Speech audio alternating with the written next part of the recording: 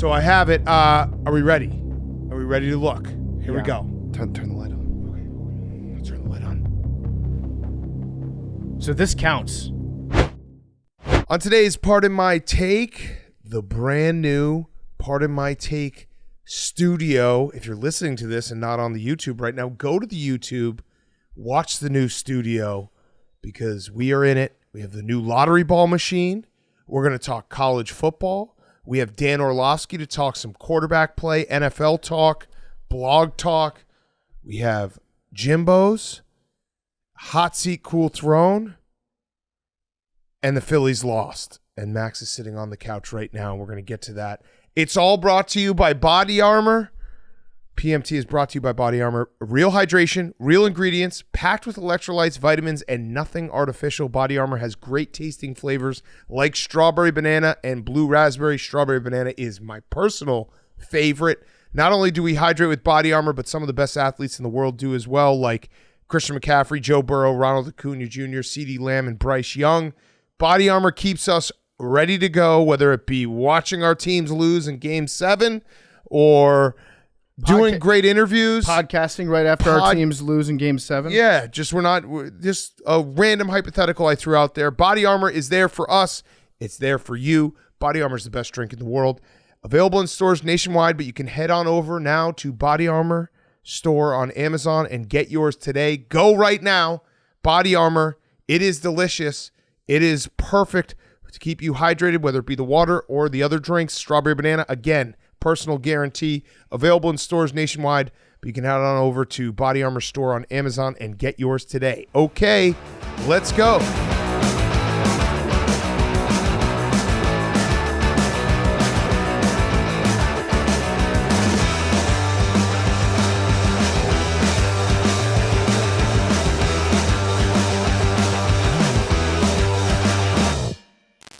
Welcome to Pardon My Take. Today is Wednesday, October 25th, and breaking news. Max is a loser. I was going to start out by congratulating the Diamondbacks. Yeah, congratulations to the Arizona Diamondbacks. And the Texas Rangers. And the Rangers, too. The Diamondbacks, they earned it. They're a fun team. Nobody roots for them. I think they have like 20,000 fans, but shout out our guy, Clue. Clue Haywood is very happy, and Dan Herron. Congrats to Dan Herron. Dan Herron did this. He put this together. Dan Herron is like a long-time old friend of ours who has been with us from basically day one. I'm very happy for Dan Herron. We'll try to get him on the show. It is crazy. We'll talk about the Phillies. You're right, PFT. We have to give for the Diamondbacks and the Rangers the fact that the Diamondbacks, the Arizona Diamondbacks, and the Texas Rangers were both down 3-2. Mm-hmm. And they had to go to the opponent's ballpark and win 2 games, 6 and 7. I would have, what would that have paid? For those teams to go 4-0. They robbed the bank. It's insane. And the Diamondbacks, I was looking at it. So the Diamondbacks and Rangers, if you go back just 2 short years, 2021, the Texas Rangers were 60 and 102. The Arizona Diamondbacks were 52 and 110. It's insane. This is what sports are about if you're a fan. The ability to have your franchise turn that quickly. The Rangers obviously spent a lot of money. The Diamondbacks got a lot of young guys up there. And Dan Herron. It's a true testament. This is why you stick with your team, because a quick turnaround like this is right around the corner, and that's what you're hoping for. That's what you're praying for. So this is awesome for a lot of reasons. I know people are talking about what the ratings will be. I love that. The people get pre-mad. The pre-mad ratings. You get pre-mad about how pre-bad the ratings will be in the future, and that's why you won't watch the game. Game 2 on Saturday night against college football will be tough. There'll be people that are like, I'm not going to watch this. This is going to be the lowest rated World Series ever. That makes no sense. I'm going to watch it. I'm going to have fun. I'm a Seamhead. Or at least you got to appreciate October baseball. I'm rooting for the Diamondbacks. I'm rooting for Dan Herron. So the Diamondbacks, they have the 9th lowest payroll in baseball right now. And they got the last spot in the playoffs. So for everybody that's saying, Dodgers fans, that are saying that the new wild card format is bullshit, that they should go back. Well, one of the teams got to the World Series, and I know that might prove why you're upset. It's like, okay, a team that over the long season wasn't as competitive can make the World Series. If that's what makes you mad about this, then we're watching 2 different sports. Because I love long shots. If your team's not in it, it's hard to not root for a long shot and an underdog. Fun stat though. So this blew my mind. This is from Twitter user Free Pure Life. Okay. In 2001, Yeah. Randy Johnson murdered a bird with a fastball. Mm-hmm. They got to the World Series. Yeah. They won the World Series, actually. Yeah, they did against the Yankees. In 2023, Zach Gallen murdered a bird with a baseball playing long toss in the outfield. Do you remember that clip? Yes. The Diamondbacks are back in the World Series. Wow. They're bird killers. They're bird killers. That's incredible. It's the streak of the bird. I also love, on the other side, the Rangers. They spent a lot of money, and Astros fans being extra salty with the fact they're like, you bought it, and you threw a bunch of money at it. Isn't that exactly what every fan wants their team to do? Yeah. I want my team to spend all the money every year, especially in baseball when there's no real salary cap. Just spend it all. Yeah. Spend it all and get me a good team. Exactly. So it was just like a hilarious cell phone by Astros fans to be like, well, you guys bought that. You guys paid a bunch of money for good players. Yeah. Losers, idiots. And also shout out Bruce Bochy. He's his own dynasty. So he obviously had 3 World Series wins with the San Francisco Giants. He is now back in the World Series with the Texas Rangers. Bruce Bochy has been in the playoffs, I think it's 5 times in the last 15, 20 years, and he's won 3 World Series and gone to a 4th. Mm-hmm. It's pretty insane. Yeah. And the Cubs did beat him the only time, so we are the Bruce Bochy killers. But still, insane for Bruce Bochy to just come and be like, yep, World Series, let's go. We have another streak going on, too, that we should keep tabs on, and that's the Houston Astros are now the only team to ever lose all 4 home games in a playoff series. The last time it happened was against the Nationals in the World Series. I remember that pretty well. But it happened again with the Texas Rangers and Bruce Bochy. Did you know that Bruce Bochy has the biggest head in Major League Baseball? He wears a size 8.5. Holy shit. Sorry, 8.25. Damn. 8.25. So Bochy's got a big fucking head. huge head. He wears an 8.25 hat. That means big brain, I'm pretty sure, right? If we're going to do phrenology. It means he's got a big brain in that skull. But 8.25 hat is so fucking big. Here's another crazy They didn't stat. have a hat that fit. They didn't have a helmet that fit him when he played in Major League Baseball. They had to get like a prescription hat for him. Here's another crazy stat. You ready for this one? Since Max joined Pardon My Take, the Phillies lost a World Series after leading 2-0. The Eagles lost a Super Bowl after being up 10 at half. The Sixers lost the Eastern Conference Final after leading 3-2. And the Phillies just lost the NLCS after being up 2-0 and then 3-2 with 2 games at the bank. Don't forget about the Union. The Union They also lost in the extra time. So, Max, you know this spot very well. Yes, I do. I'll start with an easy one. Do you regret not making Game 6 a must-win? Every game ever for the rest of my life is a must-win. That's smart. That's a good mentality. That's a really good mentality. That's the best answer you could have given there. Because you failed when you also, yeah. It was not just Game 6, right? There was another one you didn't make a must-win. Yeah, I think it was Game 4. Okay, fuck. I think you went 0 for 2 on not must-win games. Yeah, I said bring me back 2 wins in the desert, and you didn't, right? On that weekend, you only brought back 1. What's going through your head right now, Max? Are you gonna cry? I'm not gonna cry. I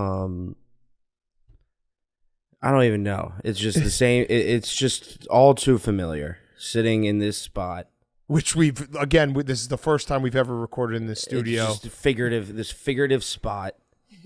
Where just all of you guys just are like fighting back like the biggest giggles. No. Hank, look at Hank. He's not even fighting it back. I can't even look at He's him. not even fighting it back. Like, He's I smiling can't tell ear if to ear. Hank's high on marijuana or high on just Max's sadness. Maxawana. Maxawana is the best drug ever.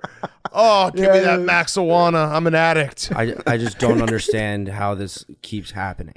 Yeah. It just keeps happening. In your deepest, darkest thoughts, do you think it's you? I don't know how you. I don't know. Well, do you think?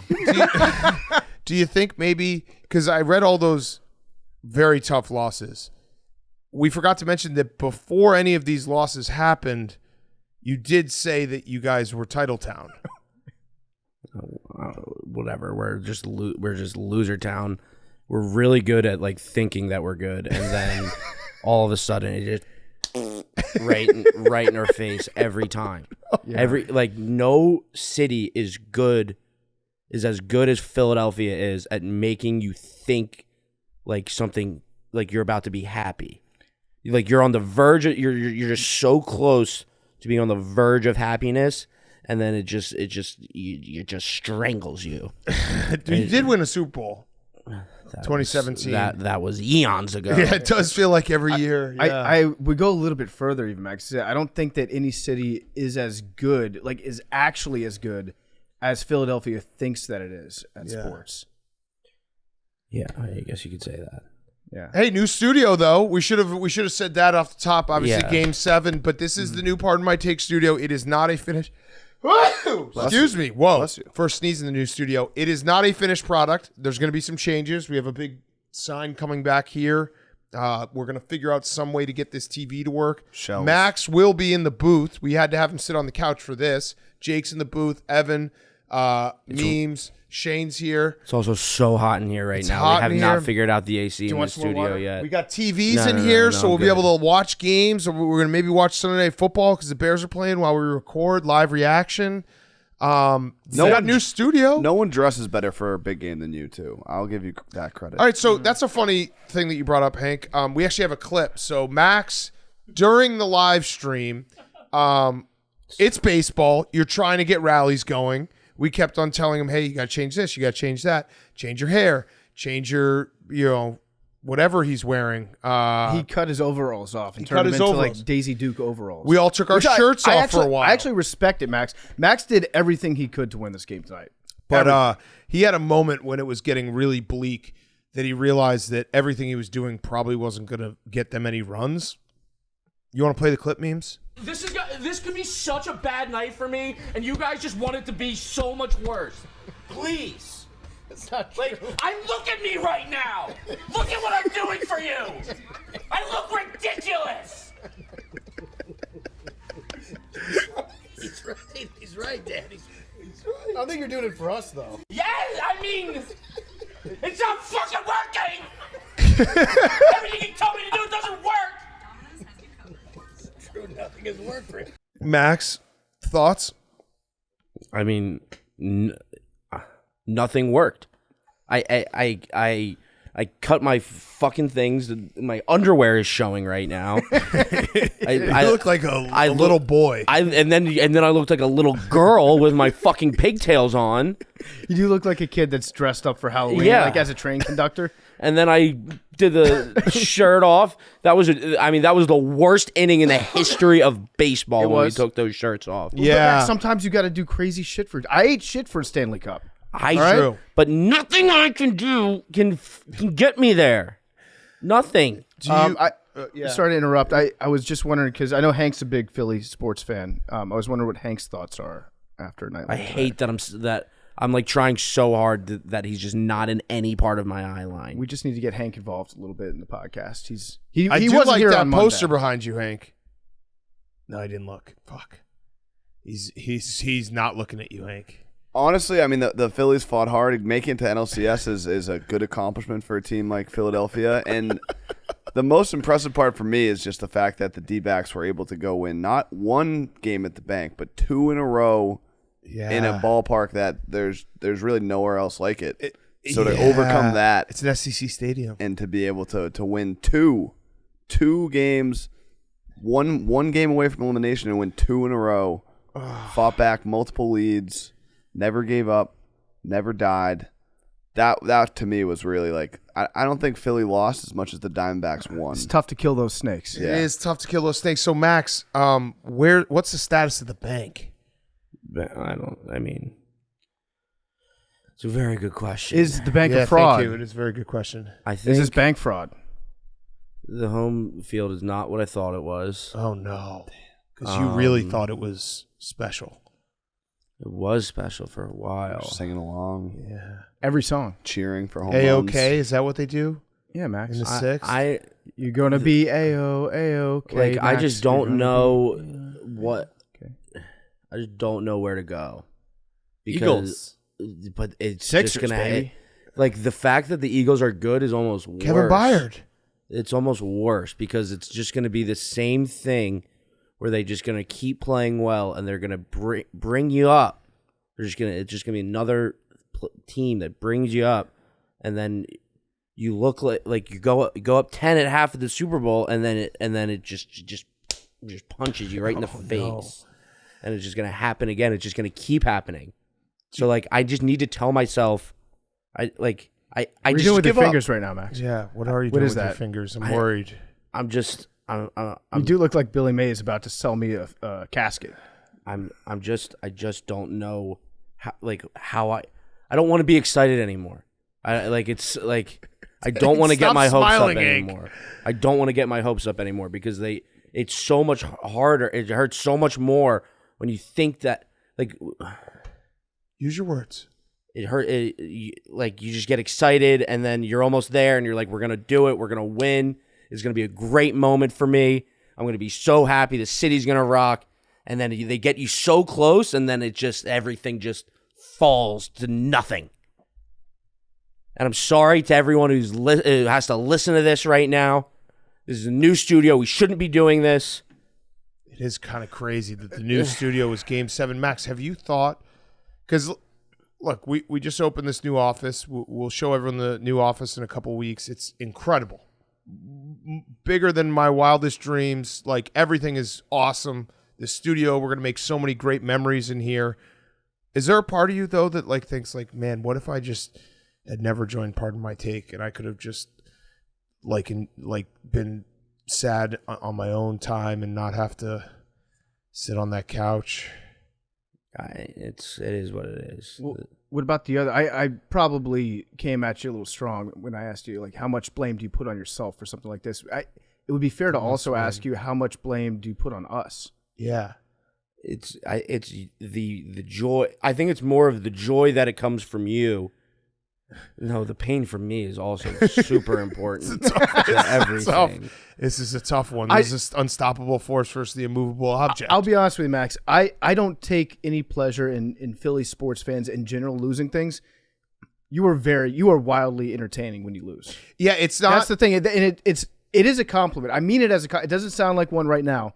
But I sincerely mean that you are extremely entertaining when you lose. Right. It's not the city of Philadelphia, because I do feel bad for the city of Philadelphia, and I've Hank's shaking his head. Don't shake your fucking head. And I have a lot of friends from Philadelphia, but just watching your pain, I mean, I feel like a sicko, but this is what people do to us when we lose. But you guys, we're losers. I know we're losers in the truest sense. You're a win-win-win lose. He's lost more in the last 18 months than you guys have through the entirety of the show. No, he's had so much hope the last 18 months. Yeah. That's the thing. But that's so much worse. That's what I'm trying to explain to you guys. You wish you could just be losers like us? Just regular losers? You can just go enjoy a nice sporting ball game, play some wagers and it stinks to lose money but it's just so much more.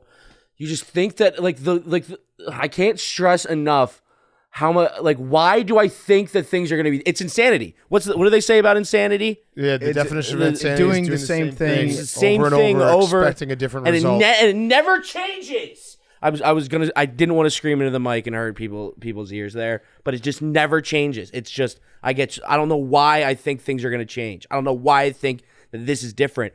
But everything pointed to that with this Phillies team. They were so cool. They made Philadelphia likable. And people were just saying that. They were like, how is this Phillies? I hate Hank so much. I'm agreeing with you. I was rooting for him. No, I was rooting for him. But that's a lie, Hank. You look. It looked different, and then it felt just different. All came crash. That I said that loss when we were up 5-2, and Game 3. I think it was Game 4. That was absolute heart. That was Super Bowl-esque. That game was worse than I feel right now. And the bats, the bats didn't. Bryce Harper just has had so many clutch moments for the Phillies, and he just no show. I mean, when Trey Turner and Bryce Harper both flied out, that felt like it was over at that point. Trey's had some clutch moments too. He's had some really in the World Baseball Classic. Yeah, if you want to cry, you can. I'm not doing this whole game again. I know, but you just asked me to cry. No, but you look like you're going to. I'm not going to cry. It's okay. it's just I don't like. It's just gonna keep you know that this is the Eagles are gonna do this. This is all about to happen again. Yeah, this is all about to happen again. Like. Yeah, they probably are. Hank's smiling again. Do you remember how magical this October felt? And like late did. September, it felt so magical, and then it just wasn't meant to be. It's just never meant to be. Because it doesn't Zach get cold in Gallen Chicago or anything. Killed a bird. It's just never meant to be. I got one thing to maybe cheer you up. Is it looking at boobs? We could look at some boobs. You want to look at some boobs? I did not want to see the boobs when you tried to show me the boobs. I was trying to cheer you up. And they were nice boobs. Max doesn't really like boobs. This is not boob time. It's not boobable. All right, well, I sent it to you. Read it out loud. Let's cheer you up. He's looking through his phone. It's probably a lot of sad text. God damn it! Read it out loud. Read it out loud. Read the whole thing out loud. I don't know why you keep doing this to me. He has now put $3,700 on Villanova to win the national championship. And let's go Cats. Like, I don't know why. Like, we can't keep doing. Like, you are literally 40-1, baby. You're just 40-1. That's 150 G's. You're just throwing. You keep throwing away money for these moments. Like, we can't keep doing this. I am the drill tweet. It's like, can someone do the math for me? I spend this much on my car. I spend this much on my house. And then it's like $170,000 on Philadelphia sports teams' futures. Just for these moments. Dude, you told me they were going to be good this year. They are going to be good this year. They are. So that's a good bet. I don't know. I hate. I'm riding with you, You're dude. not. I'm rooting for Villanova. We just keep losing when you ride with me. But I get us far. Losing. I know, and it's worse. I keep saying it's worse. I just keep saying it's worse. He's crying. I'm not crying. He's crying. His eyes are just watering a little bit. Just really it's so hot. You know in the what? studio. And Max is probably I'm sweating really sleepy so too. much. You're Sweating tired. so much. You need a snack. Do you need a snack? No, I'm never eating. These overalls are not flattering. Do you have any last words? Hank, do you have any last words? No, I'm just happy. You know, it'll be a good, first. Look at him, Max. First studio memory. Look at him, Max. I'm not looking at him. Max is a content machine. He is. And I'll always appreciate him for that. And he rides and dies very, very hard with his team. It's not shtick. He's riding as hard as he can. Max would be doing this exact same thing if the cameras weren't on right now. He might be crying. You might be holding back tears, actually. Memes just sent us the Kevin James memes with tits. That'll cheer you up. Thanks, memes. What do you think about Castellanos? Sometimes barrels? You need more barrels? 0 for 21. He's a hot and cold player. Baseball's weird like that sometimes. And just everyone went cold. Everyone went cold. What about Karen Kike?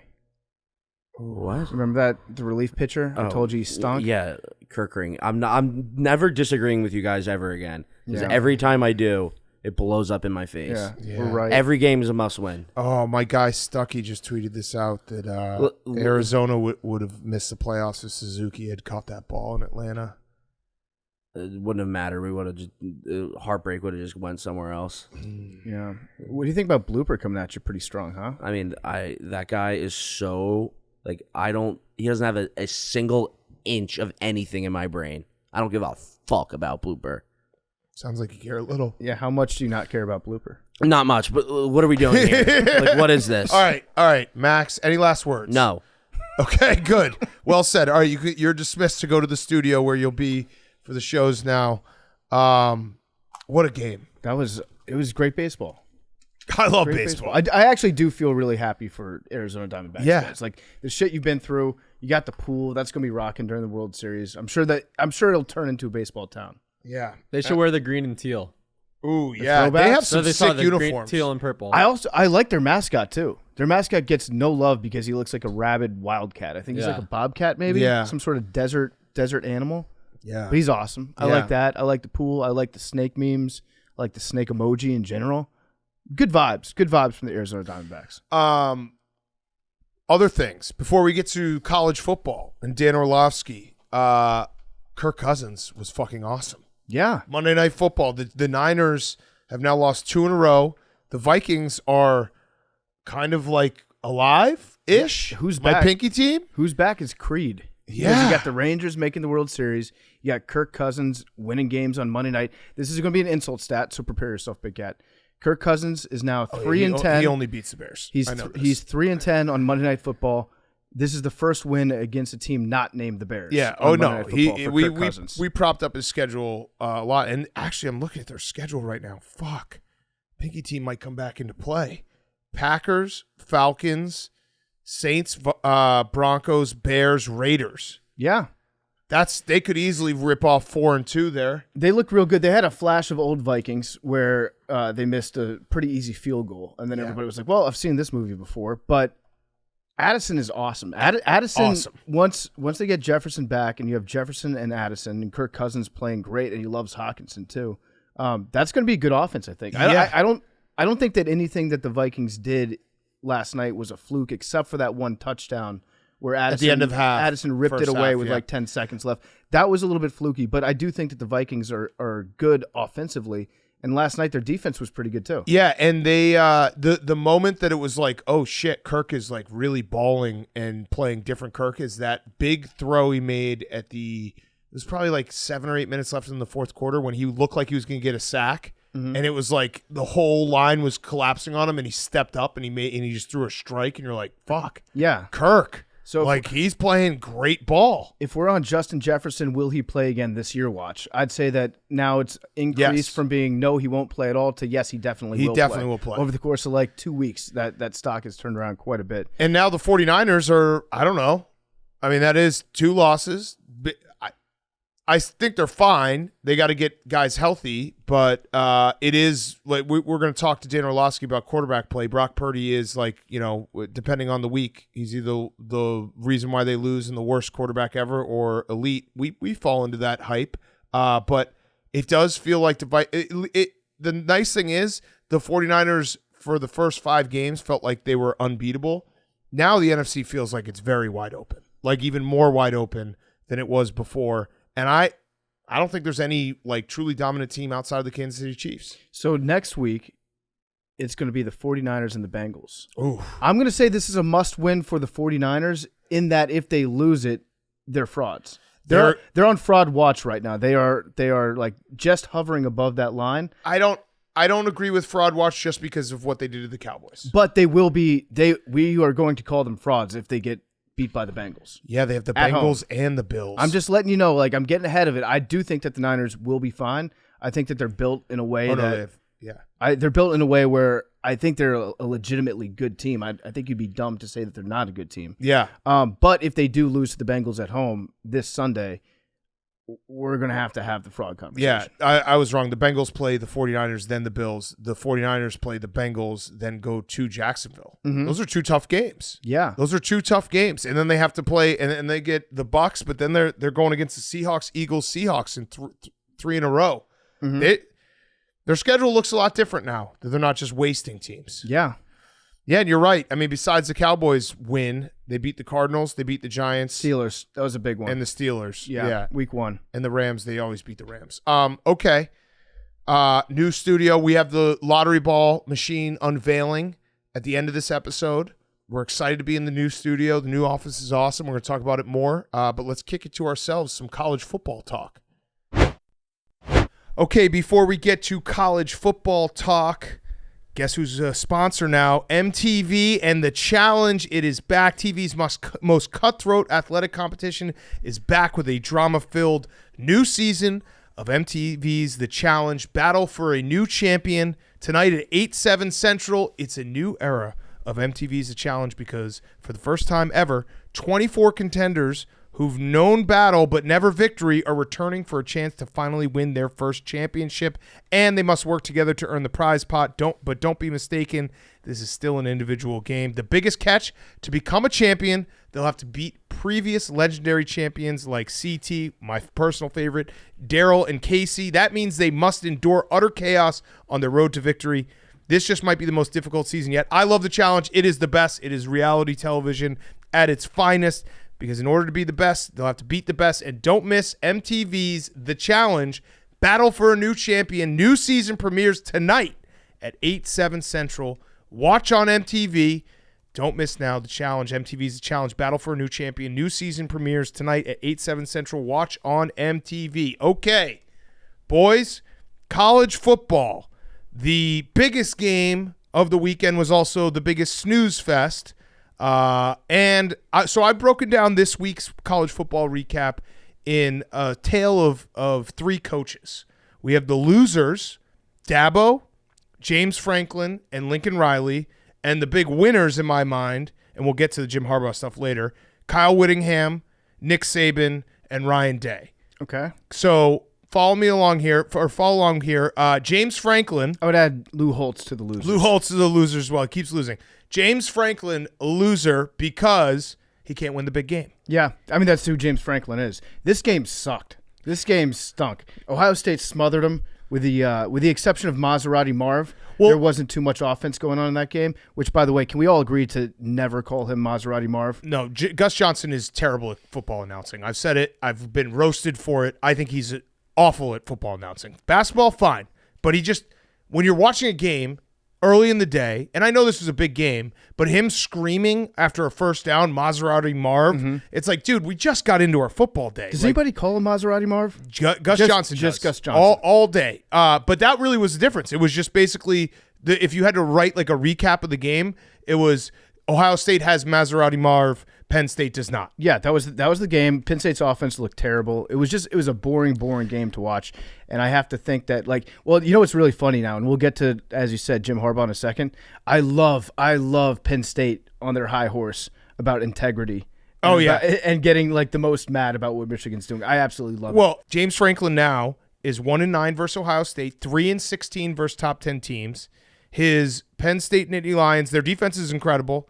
Their offense is very, very bad. So bad, they're historically bad on Saturday. They were 1 for 16 on third downs, which is the worst ever for any top 10 team attempting at least 15 first downs in the last decade. But also the refs fucked them. We have to make sure to include that. They did, but they were never going to score. They didn't actually fuck them. Yeah. They didn't actually fuck them.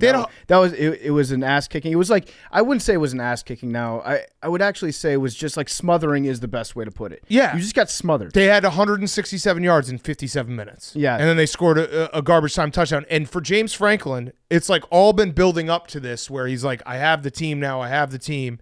And then he wakes up on Sunday morning. He's like, oh, shit. Yet again, I'm the third best team in the Big Ten East, which Penn State's better than probably 95% of the teams in NCAA football. It just so happens that they play in the same division as Michigan and Ohio State, who he can never beat. So this is the conundrum you found yourself in if you're a Penn State fan. You have a good team every year. Very good You team. have a very good team every year. You get to play meaningful games. You get to have that moment in the offseason where it's like, oh, Drew Aller might be actually one of the best quarterbacks in college football. This might be the year. And then you lose big games, and then you get depressed about it, and then you're like, why can't James Franklin win the big one? So your choice is now, do you stay with James Franklin, who at least makes you happy, 9 months out of the year? Things are on the uptick 9 months out of the year until you lose a big game, and then you're like, oh, well, we're not going to make the playoff again this year. Or do you try to switch up and take the unknown and risk going, 5 wins, 6 wins a season, and then that's really unacceptable. Then you have to go out there and get a coach that you hope and pray will be as good as James Franklin is. Because Penn State football has not been competing for championships at all recently.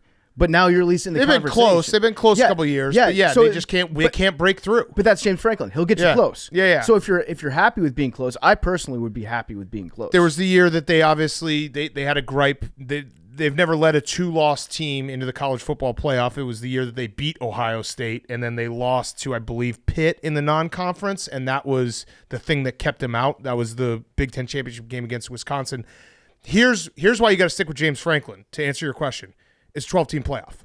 Yeah. Penn State will be in the 12-team playoff. Yeah. That is the solution to all the problems of Penn State. They will get to the 12-team playoff, and maybe iron sharpens iron, and Ohio State and Michigan are that good that when you get to the 12-team playoff and you play a Big 12 team or an ACC team, you will win that game, and then you win a playoff game, and everything looks different because James Franklin just won the big game. There's a question about has he ever won a playoff game? Yeah. And now he can be like, yes, he has. Also, you get to root for upsets in the playoffs. That would be something if Penn State lost to Ohio State. They make it to the 12-team playoff, and then all the top teams get bounced out, and then they go on a cakewalk to the championship. Yeah. That could happen. It's Yeah. a possibility. But, yeah, I feel like a lot of Penn State fans are at the end of the rope with James Franklin. It's like, come on, maybe this is loser talk. Now that I'm saying it out loud, it might be loser talk, where I would be perfectly happy They're just rooting for a team that at least you think has a chance every year, and you're just outside every year. they just keep running into a wall. And Drew Aller is a five-star quarterback, and he is young, so maybe he becomes the guy. He said himself he sucked, and he was crying after the game. It was very emotional, like they sucked. Their offense sucked. So that was the one loser. The other two losers, Lincoln Riley, coaches the softest teams in the country. Yeah, and Utah's always a tough team. Well, Kyle Whittingham will get to him. Is one of my winners. Jake, did you see that Lincoln Riley did not let anyone on USC talk to the media? I did not. Yeah, he didn't I let feel any like of his there's- players talk to the media. I Right. feel like there's different rules for student athletes versus professional athletes. I would like to hear accountability after the game, Jake. Yeah, as me a too. member, I've always as a said member that. of the media, I want to hear 20-year-olds tell me how sad they are. Fair. Lincoln Riley is like that defense, and now people are saying like Caleb Williams, could he sit out for the rest of the year? It wouldn't be the craziest thing, It would kind of confirm what a lot of people already think about Caleb Williams. but it doesn't matter because one team is going to sell themselves on Caleb Williams, and it does not matter. Yeah, that's the thing is he's basically can make the bet like, oh yeah, one team will take me. Yeah, if Drake May, who would never lose a big-time college game, No. if Drake May happened to go off the board number one, there would be a team that didn't plan on taking him, but then they get that last-second itch where they're like, we could change the franchise. Yeah. We could all maybe extend our jobs for 2 years. Yep. If we just drafted. That's the thing about Caleb Williams. No matter how good or how bad you think he's going to be, any front office that drafts him, you might as well get a 2-year contract extension. Easily. Right off the bat on that. Easily. Yeah, USC soft on defense. That's Lincoln Riley. Again, like James Franklin and Lincoln Riley, we should not be surprised by either of these two results. That's kind of who they are. Yeah, it is, and they are like I don't want to sound like an old guy, but it feels like they're like millennials, not right. It's Gen Zers. They're a team of Gen Zers. Zoomers. Yeah, where they're like, hey, come to USC, NIL, all this stuff. Don't have to tackle. It's going to work out. The last loser was Dabo. Dabo is going through it. Now, he made a suicide joke after the game, which was... I thought that played. I thought it was funny. He had to take it back. I hate to stand up for Dabo. Yeah. That joke wasn't a great joke, but I don't think it was bad enough for people to get mad about. Yeah, so if you missed it, they asked him after if there's like a mental health or a mental coach on staff, and he said, yeah, he's probably looking for the suicide hotline right now. Which is funny because he's implying that their mental coach needs a mental coach. Right, exactly. So he did walk it back. He realized like it's not a funny joke, whatever. I was not offended by it personally, but Dabo, he's getting his wish. He said the other day that he thinks that maybe a couple losses will be good for Clemson because it will lighten up the bandwagon. But talk about a guy who has not adjusted whatsoever to the new era of college football, and you reap what you sow. Clemson was going to be the new Alabama a few years ago. Yeah, they were the new Alabama. Yeah. They beat Alabama. They took the crown from Saban. I'm a sicko when it comes to just enjoying Dabo being uncomfortable and having to go through these situations. It's great. It's great to see. Not because I have anything personal against Dabo, but because it puts him in such a weird position that he's not used to. Yeah. Where you have to see a guy that was like embracing front runner status a couple seasons ago. Now he needs to get his defensive line back on steroids. Yeah. That's what he's got to do. It all went hit the downhill. portal, too. It all went downhill after they all got popped for having hot piss. Yeah, and then so working in reverse, because I feel like they match up perfectly with each other, Saban is like the anti-Dabo, where Dabo was supposed to be the new Saban, and Saban, we including all of media, wrote Alabama off. First half against Tennessee, they look like they're not prepared. Second half, they go back to old school Alabama, and Saban is the perfect example of like what Dabo would dream to be, because Dabo, you can win a championship, but in your quote-unquote down years, can you still win 10 games and be in the, like, Alabama, even in their down years, is still late into the season being like they could be in the college football playoff. It's pretty crazy, the consistency. The floor of Nick Saban teams is so much higher than everyone else's ceiling. It's nuts. If I was a Tennessee fan after that second half, I would be counseling with Clemson's mental health coach for advice. It was so bad, so painful to watch. I did bet on Tennessee. Things felt good in the first half. Real good with 8.5 points. What they should have done is scored a touchdown off one of those turnovers that they had. They should have tried that. They should have tried to run the 7-point play. Squirrel White was so much fun to watch too. Oh, that catch he made, yeah. The first half, it was like Joe Milton, Squirrel White, unstoppable. Just bomb it. Just throw it deep. Let Squirrel handle it. Great name. First team all name in college football. And then the second half, Alabama happened to him. And Alabama happened all of a sudden, and it was drastic, and it was violent, and it was bad. And I feel bad for Tennessee fans. But Alabama does look like – it would not surprise me at all if Alabama beat Georgia and Alabama got into the college football. They got to beat LSU first, but yeah, I agree. I actually think so. We were the first to report it. When people start with this take, remember, we were the first to report it, that this is Nick Saban's best coaching job ever. I think Nick Saban might get more joy out of this type of season than winning a national title. It's a new problem to fix. Well, it's also, he probably loves it so much when people write him off, and then he's like, oh, okay, I'll go 11-1. So basically what he did was when he lost to Texas, that was planned. Yep. That was in the game plan to lose that game. And the USF bad performance. The USF bad performance where get they everyone scored off the like scent. 0 points. Yep. And then he probably created burner accounts, email accounts, emailed a bunch of college football reporters, leaked some stories that weren't true just to get some rat poison. Yeah. To get some bulletin board material going that he can then put on the bulletin board and say, hey guys, nobody believes that you can win. Boom. Next thing you know, they're an elite team again. Yes. So Nick Saban, big winner this weekend. Then again, working in reverse, Kyle Whittingham is the opposite of Lincoln Riley in every way. He is Mr. Consistency. I tweeted out after that win that Kyle Whittingham's the best coach not named Kirby or Nick. And a lot of people were saying Jim Harbaugh. Again, we will get to that. He is so consistent, and he's so consistently, like, his teams are just fucking dogs. He just, like, he plays the guy who, their third string quarterback, went into the Coliseum. He's a pig farmer. He grew up a pig farmer. He was running people over. Like, it's insane that this Utah team that everyone was like, oh, no Cam Rising, like, this is going to be a problem for them. They've won big game after big game.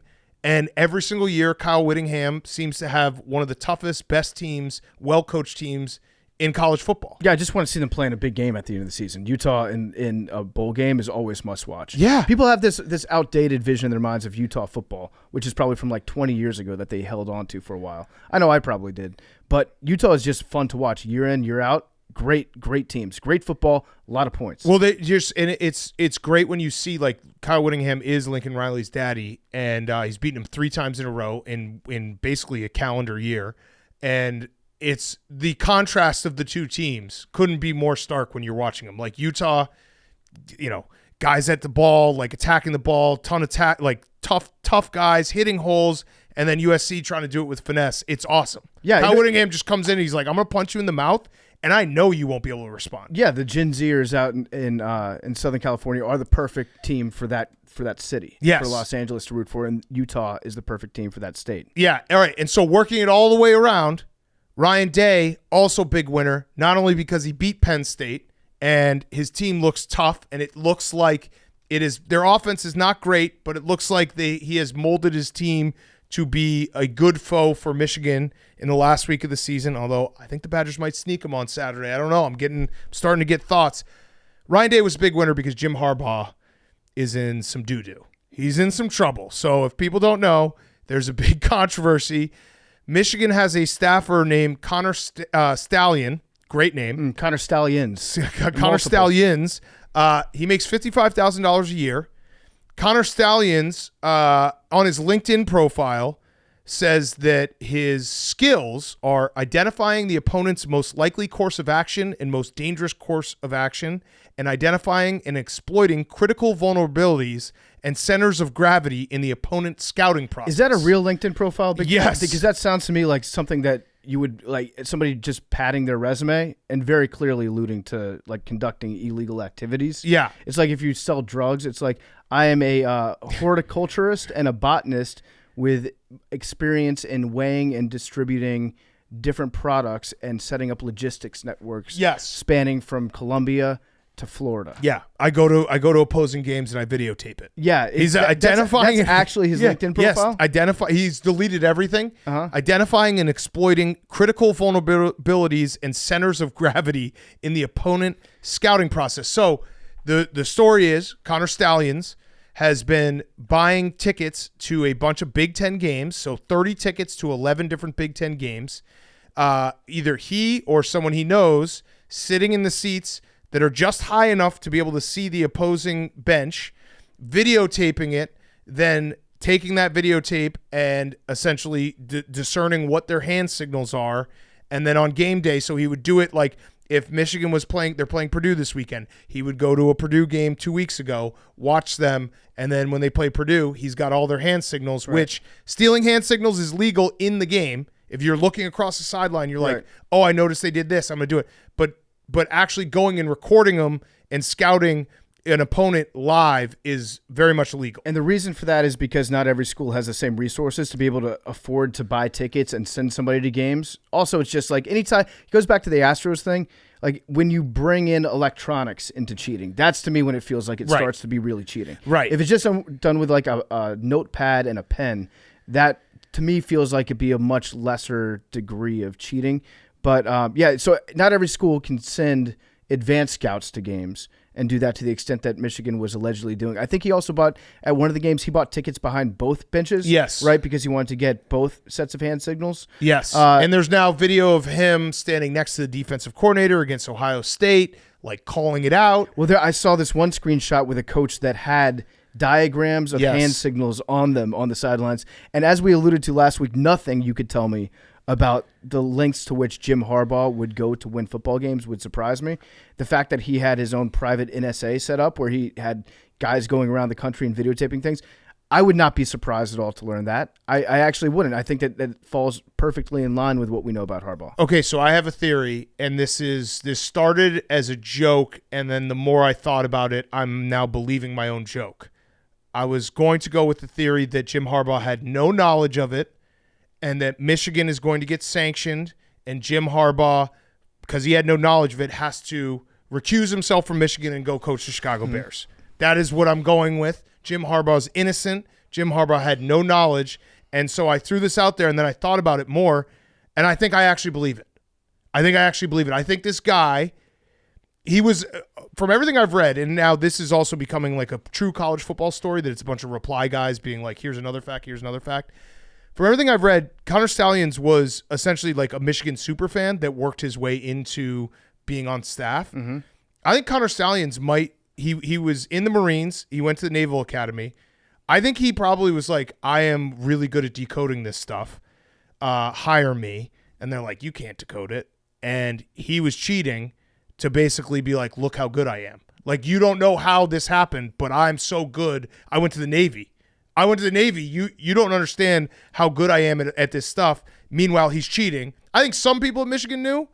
I'm going to believe that Jim Harbaugh, because he's going to be the future coach of the Chicago Bears, did not know. What you're describing is entrapment. So he goes to the Michigan head coach, and he goes to the Michigan, let's say like defensive coordinator or one of the maybe an offensive coordinator, and says, "Here's what I can do for you. I can go ahead and send me out to these campuses. I will videotape every single hand signal. I'll decode them all for you, and I'll give them to you." If he put that in their heads, right, that's on him. So this is like he's the perfect fall guy for Michigan to be like, this is all this one guy's idea. Well, I think there probably were other guys involved, just because it seems like someone was funding him. He makes $55,000 a year. Yeah. Maybe he's just a big college football fan. Maybe he might just wanted to go to every Big Ten game. But weirdly enough, and I know this is sounding ridiculous, people are going to be like, you're so stupid. You're just trying to cape for Jim Harbaugh because you want him to coach the Bears. Yes, that is true. Fact. So you can't say that because I've already said it's fact. But also, my theory isn't that crazy. Knowing what we know about Harbaugh, though. That part does kind of fall apart. Harbaugh would definitely love this scheme. This would be perfect for him because, one, Jim Harbaugh does think of Michigan football as being like a sovereign nation with its own military.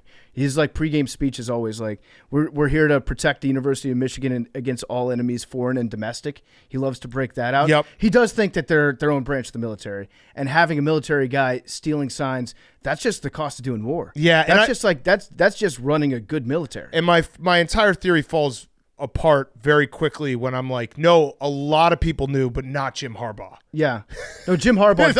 I'm like, no, wait. I don't want it to be known that I think he's a lone wolf. I think the whole Michigan program knew. Jim Harbaugh was left in the dark. So what might save Jim Harbaugh's ass is they might go to his computer to look for documentation about this. Yeah. They'll search his emails. Right. They'll search his Microsoft Word documents, but they won't search his Excel yeah, spreadsheets, that's a fact. which is where he keeps everything. And if he has a password-protected Excel document on his computer, that's probably the smartest way he can get out of this. I actually think that Harbaugh, to me, it seems like he's put a resume out there to get hired by an NFL team. Yeah. But I would say that the NFL team would be the New England Patriots, Hank. Yeah, What do you Hank. think about that? It seems like this is right in line with the culture in New England and how they do business. Do you disavow Coach Harbaugh, or do you think, hey, this is an up and comer that would look really good in Foxborough? I disavow. You can't be cheating. The worst part about this entire controversy is Dave, our boss. He has obviously gone on the defensive of Michigan, and the part that sucks is he makes a little bit of sense that it really is obviously like as soon as Michigan gets good, they're like, oh, they're cheating. That part sucks when you can basically say, well, yeah, of course. Well, also, and it is true how it works is if you get really good, people are like, oh, they're doing something. And if you look at their postseason opponents, where they can't go in advance, Correct. where they don't know who they're going to play next, they haven't really done so well in terms of that. So I honestly believe it's true. I think it's funny. Too. I think it's the most perfect college football controversy. And I actually put a lot of blame on the message board freaks out there. If you're a Big Ten message board freak and you had every other conspiracy theory as to why Michigan is doing well, and you didn't stumble upon this one, you need to reevaluate yourself. Yeah. You need to go back to square one and say, what am I doing wrong as a message board freak, and how can I improve my performance so I can actually get ahead of this story and not wait for the NCAA to actually find out about it? Do you think it's like an Astro situation where it's Michigan, but it turns out it's like every team? I do. There have been multiple Big Ten coaches who've been asked about it. I saw Matt Rule notably, and he was like, I'm not going to comment about someone else's stuff. So that I do think you open Pandora's box.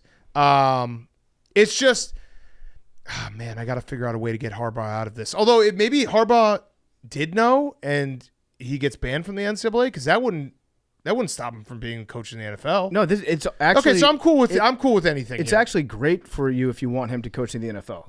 This is a perfect scenario, because I don't think that Michigan's probably going to get hammered with some serious. And he's already got 3 games or a couple games still. Yeah, take away scholarships. They're gonna be, the program's probably going to be affected by this if it's true. So Harbaugh will probably be punished by the administration in order to get a lesser sentence. I would imagine that there's things that you can do to like negotiate that. I don't think that Harbaugh is going to stick around. I hope the best thing, if you're truly a fan of chaos, yes, you want Michigan to win the national championship this year. Yes, with and all then this he shit leaves. going on. That's what I want to see. Yeah, and it would be so fun. People would be so angry about it. But I mean, this is what we love about that sport, which is just complete and utter confusion and chaos, and people hate each other, and they'll be the biggest magnet for just pure, unadulterated, just hate and vitriol from every college football fan base. And it would be very funny if they won. I'm basically working under the theory for this entire controversy. I'm going to the conclusion and just trying to work my way back. Harbaugh and the Bears. Yeah. How do I get that to happen? I think this is very good for anybody who hopes that Harbaugh would coach their NFL team. Yes. I need the Chargers to now make the playoffs, because I feel like that's the other team that he could potentially go and coach. I don't know. I mean, he played on the Chargers. They got Justin Herbert. L.A. He coached in LA, San Diego for a coached while. in San Diego. Like, Rich that's history. So I think I'm rooting for. You think Harbaugh's an LA guy? Maybe I should put in a parlay. No, Michigan to win that's true. Michigan to win the national title, Chargers to make the playoff. I don't think he would go to San Diego. I think he or would. LA. I think he would. I think that's I don't know. He also has some history with the Bears ownership. I don't know. It could be. I just got to figure out a way. So great weekend in college football, though. Yeah, that was fantastic. like an awesome in terms of everything that happened. Florida State coming back and beating Duke, just smothering them in the second half. Virginia beat UNC. That was a crazy game. Great win for Virginia and for teams that have beaten Virginia this year. Yep. Really improves their outlook on things. I saw one person, they're like, UNC should just never schedule a home game during fall break again. That was why. Oh, that's why? Yeah, because that's the crowd why. wasn't Yeah, into that's it? why. Yeah, you would- That's why. Listen, UVA might be the worst. I think they probably are the worst Power 5 school in terms of their football program. I think their only win was against William and Mary this year. I'm So trying to that's think. Man, Michigan State is Michigan really, State's Michigan bad. State put Hitler on the board. They did. They did. They lost by a billion. It was a third-party Hitler. Yeah, it was third-party Hitler. Just so we're clear. You never want to get third-party Well, Hitler. Michigan State, like that is just comically everything that could have gone bad. They were like, you know what? Let's throw a Hitler on there. You think they'd be able to blitz a little bit better if Hitler's up on the jumbotron? Boom, But yeah, got him. Yeah, no, Michigan. That was hard. I love watching when Harbaugh knows he's got his guys and he knows that like his rivals suck. He's like, because they were still running offense at the end of the game, 49-0. Like, yeah, fuck you. We're gonna just fucking kill you. right. So but with the Michigan thing, real quick, I don't think that Harbaugh is ever going to be sorry about this. I think that he's the only dumb thing is they got caught. Yeah, Like, I think a lot of college football teams probably do very similar things to this with the amount of money that coaches get paid and how, like, every season can put you on the hot seat in college football. And the way that these guys run their programs, I'm sure that it happens a lot. Like, there's a ton of teams in college football right now that are, like, circling up and being like, how can we be smarter about cheating so we don't get caught? The only problem for Michigan is they beat Ohio State 2 times in a row. They flew too close to the If they sun. don't beat Ohio State this past season, because I like hell hath no fury like an Ohio State fan that can't accept the fact they're worse than Michigan. They probably there's probably hundreds of Ohio State fans that have spent the last year trying to figure out a way to prove that Michigan is cheating. Yeah. And they found it. Yeah. Congrats. Yeah. Like that's really what your problem was. You basically activated an entire army of college football fans that had been sitting back and being like, we beat Michigan every year. 2 years in a row. 1 year's fine, fluke. 2 years, they're like, well, we got to figure out what's going on here. Going into the season, if you were to be told that there was one coach that was running a massive, like, nationwide surveillance program on their future opponents, it would be Harbaugh, right? Well, I would say Jimbo, but his teams suck. I could see Brian Kelly maybe. Yeah. Brian Kelly could do that. But yeah, Doesn't Harbaugh have would the probably best be at the history top with of the camera list. guys. Yeah, he'd be the top of the list. Yeah, definitely. It's Harbaugh. Like, Yeah. it falls perfectly in Harbaugh. line with what we know about Harbaugh, and it actually, in a sick way, it makes me like him more. Yeah, oh yeah. I love him. Like, how many hours a week do you think Jim Harbaugh was dedicating to having, like, secret meetings with his illegal video staff? Yeah. He was probably doing, like, 10 hours a week. And also kind of like this Connor Stallions guy because he was a Michigan super fan. He's like, how can I be on the staff? Yeah. I know. I'll cheat. Listen, if somebody wants to work for Part of My Take and volunteer to go behind the scenes and sabotage Travis Kelce and Taylor Swift's relationship so that they're no longer a threat on the podcast charts, I'm not going to say no to that. Nope. Bring me a plan and I will entertain it. Yeah. We will just be like, we didn't know. Just don't send us emails. Yeah, I don't want to be included. Hank will take care of all that for us. Yeah, Hank will be our fall guy. Yeah, for He's sure. our Connor Stallions. It was all Hank's idea. Yeah. All right. As far as names for fall guys go, Connor Stallions is a pretty good one. Great name. Because you don't forget it. Yeah. So it's like, yeah, okay, I could see a guy named Connor Stallions doing this. Great name. Okay. Should we do Hot Seat Cool Throne? Let's do some Hot Seat Cool Throne. It is brought to you by our friends at Coors Light. When you're in need of some chill fall vibes, there are so many great options, from college football games to Halloween costume parties to chilling on the deck and watching leaves fall. There's always a way to turn off and hit reset. For those moments when you need to soak it in the season, reach for a Coors Light. It's made to chill. There's only one beer out there that's literally made to chill, and that's Coors Light. The mountains on the bottles and cans even turn blue when your beer is cold. That way you always know when it's time to chill. When you need to hit reset, just open a Coors Light. It's mountain cold refreshment made to chill. Coors Light is the one I choose when I need to unwind. So when you want to hit reset, reach for the beer that's made to chill. Get Coors Light delivered straight to your door with Drizzly or Instacart by going to CoorsLight.com/take. Celebrate responsibly. Coors Brewing Company, Golden, Colorado. CoorsLight.com/take. The greatest beer ever. Coors Light. We love Coors Light. Henry. My hot seat, speaking of Bill Belichick and the Patriots, are the haters, the fan fictionists that were spreading rumors that he was going to be done after this year. Oh, we covered this on Monday. Sorry. We don't Yeah, wanna- but we I- don't need to talk about this now. I assumed you didn't talk about it, as like, hey, we fucked up. His we were extension? wrong. Oh, you didn't We were- listen to the show? No, because they leaked that because he is definitely, like, under the microscope a little Yeah. bit. Why else would It's they a leak reverse that? hot seat. I appreciated the wires very much, Big Cat, but on Monday I was out late after the wedding. I slept on a friend's couch, didn't charge my phone. Got to the airport, my phone was about to die, so I had to get a charger. And instead of being able to listen to the podcast on the way home, I had to. So charge that's my your phone. fault. That's not the wired headphones' fault. Well, it would have been nicer to do two things at once. Well, did you see Aaron Rodgers on the Manning cast? He had a terrible microphone. Then he switched to wired headphones. I did not see that. That's, Yeah. I think good you to could know. have just played it on speaker. on the flight. Yeah. Yeah, you should have. Just hold it right up to your ear. Let everyone know what's up. That'd But be- yeah, we did cover this. Are you ashamed that you would be listening to part of my take? No, I just think that's a very rude move, and if someone did that next to me, I would If it was part of my take? complain after the fact forever. All right. Well, we did cover it. And did you apologize? I Apologize for what? We covered the what? facts as Yeah. they are, which is that the New England Patriots leaked this news because their coach is on the hot seat, so they wanted to make it seem like he was not on the hot seat. Because what year was it that they also did this? 2007, right after the Spygate stuff. but he remained coaching. Right, he Yeah. did. Yes. Also, I had some people hit me up, and we were way off on Bill Belichick's salary. They said it's north of $20 million. What? Yeah. That's awesome. Good for him. I respect a man that can get paid $20 million a year and then just go into work miserable and scream at everybody. Yeah. That's a lot of money. Yeah. Good for him. He deserves every penny. For 2 and 5? Yeah. Are you back in? Nah, I don't know. I didn't. I you're back in. didn't really see much of the game, so You're it's hard. back in. It's hard for They me. look good. Mac it's hard Jones for me to looks decide. very good. If we spoil against the Dolphins, then I'll be all the way back. This was a spoil game. Huge it just spoil happened. game. It just happened too early in the season to be known right now as a spoiler game.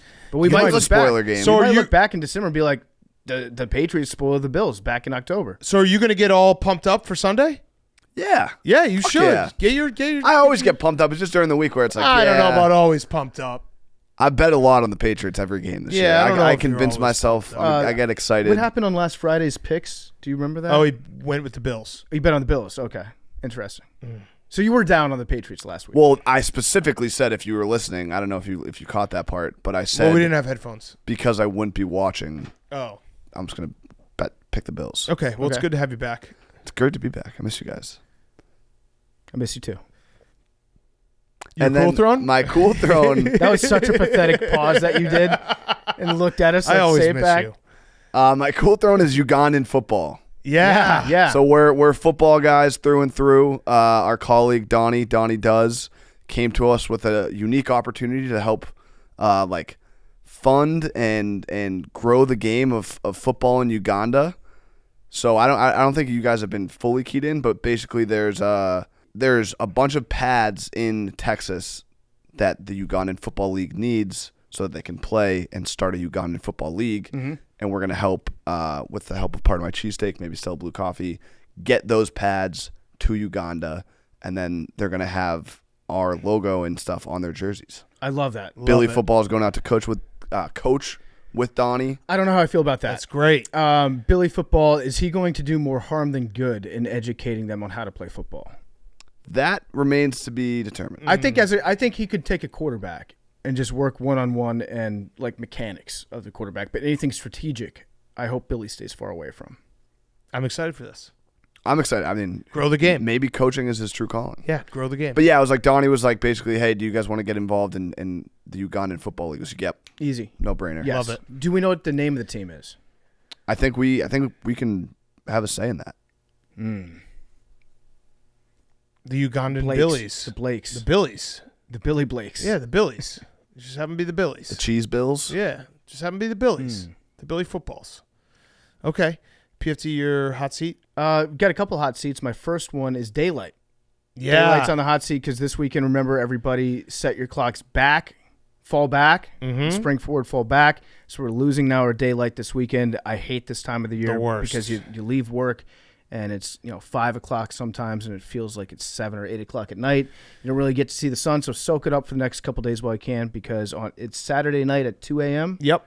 2 a.m. clocks go back. My other hot seat is Hank.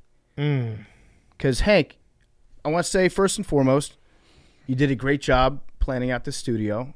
You did a great job helping get this office set up. But you really fucked up one big part of the office. The parking lot. What about it?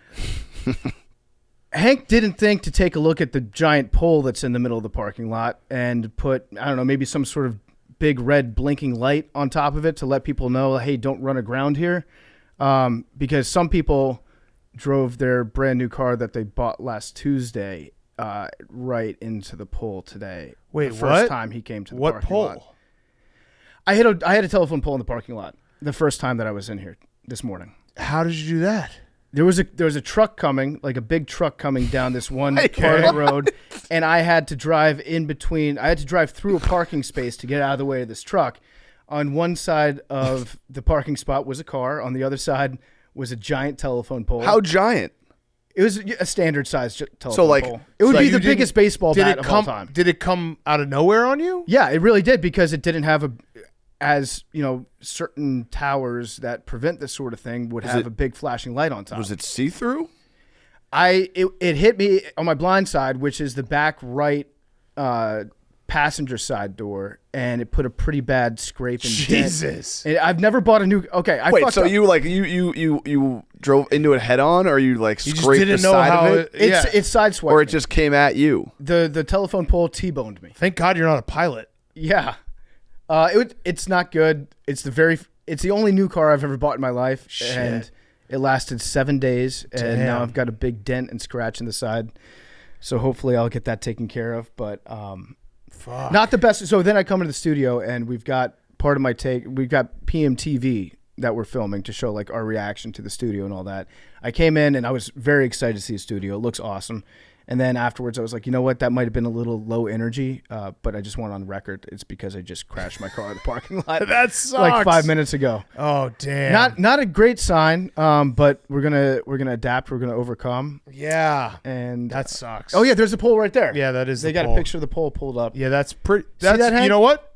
I can see it. That is a pole. Yeah, and it came out of nowhere. You shouldn't drive your car into it. We need to put a warning sign on that pole. Can we do that? We need to take, Like the we big need to yellow- take PFT's license Like the away. yellow thing that's painted on it? That's usually Yeah. the sign for Yeah, that's very much a pole. warning. I could see it. It's Well, a pole. now there's a little bit of red on the side too for Yeah, my car. it's a So, pole. I love that car too, and I just So feel you like just such- drove too close to the pole. Yeah, you could say that. Like when you say hit, Damn.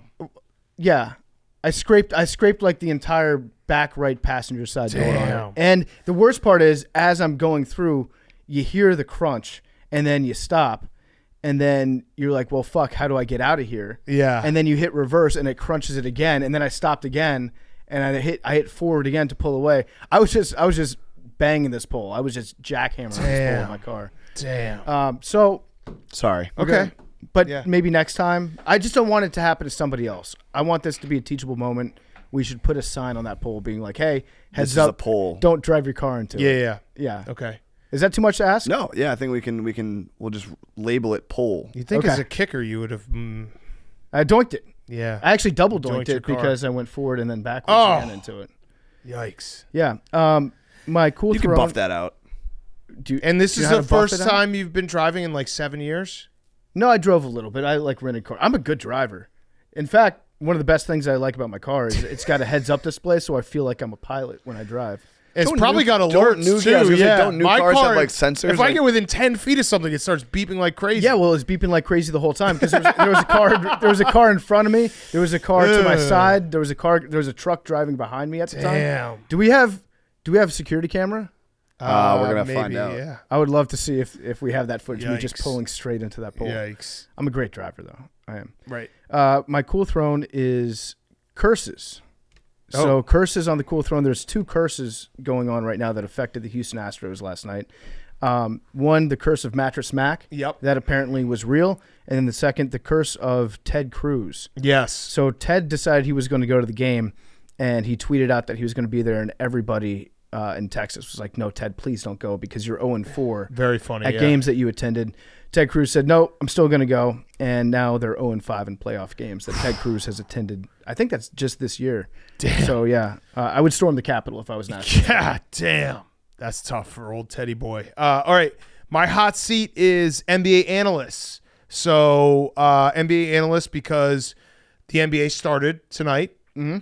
So they don't have anything to talk about now that the games are being played. Yep. And then Giannis signed a 3-year extension. Yeah. Which is, if you're an NBA analyst, you got to be so pissed. That was going to be so much of your conversation and content in the next year. Yeah, you got that was going to be like your number one storyline. You just got to fast forward to Kobe versus MJ versus LeBron again. Yeah, it's just like the double whammy of like, oh, now we have to talk about games and not free agency, and also Giannis is going to stay. Well, they're gonna do half an hour blocks of just straight up Wembanyama highlights and be like, how is this guy doing this? I'd like to see the NBA guys be like, but if Giannis didn't sign it, where would he have gone? Where would we like to see Giannis? Yeah. Just keep going forward. Just don't let the facts ruin what you were planning on doing all summer long. It seems like Giannis enjoys Milwaukee. Yeah. It seems like he really likes that town, and it breaks people's brains. It's like, no, he should want to be in New York. Yeah. No, he this should is bullshit. Yeah. He should want to be in is Giannis Antetokounmpo, Jake, I nailed that? Yep.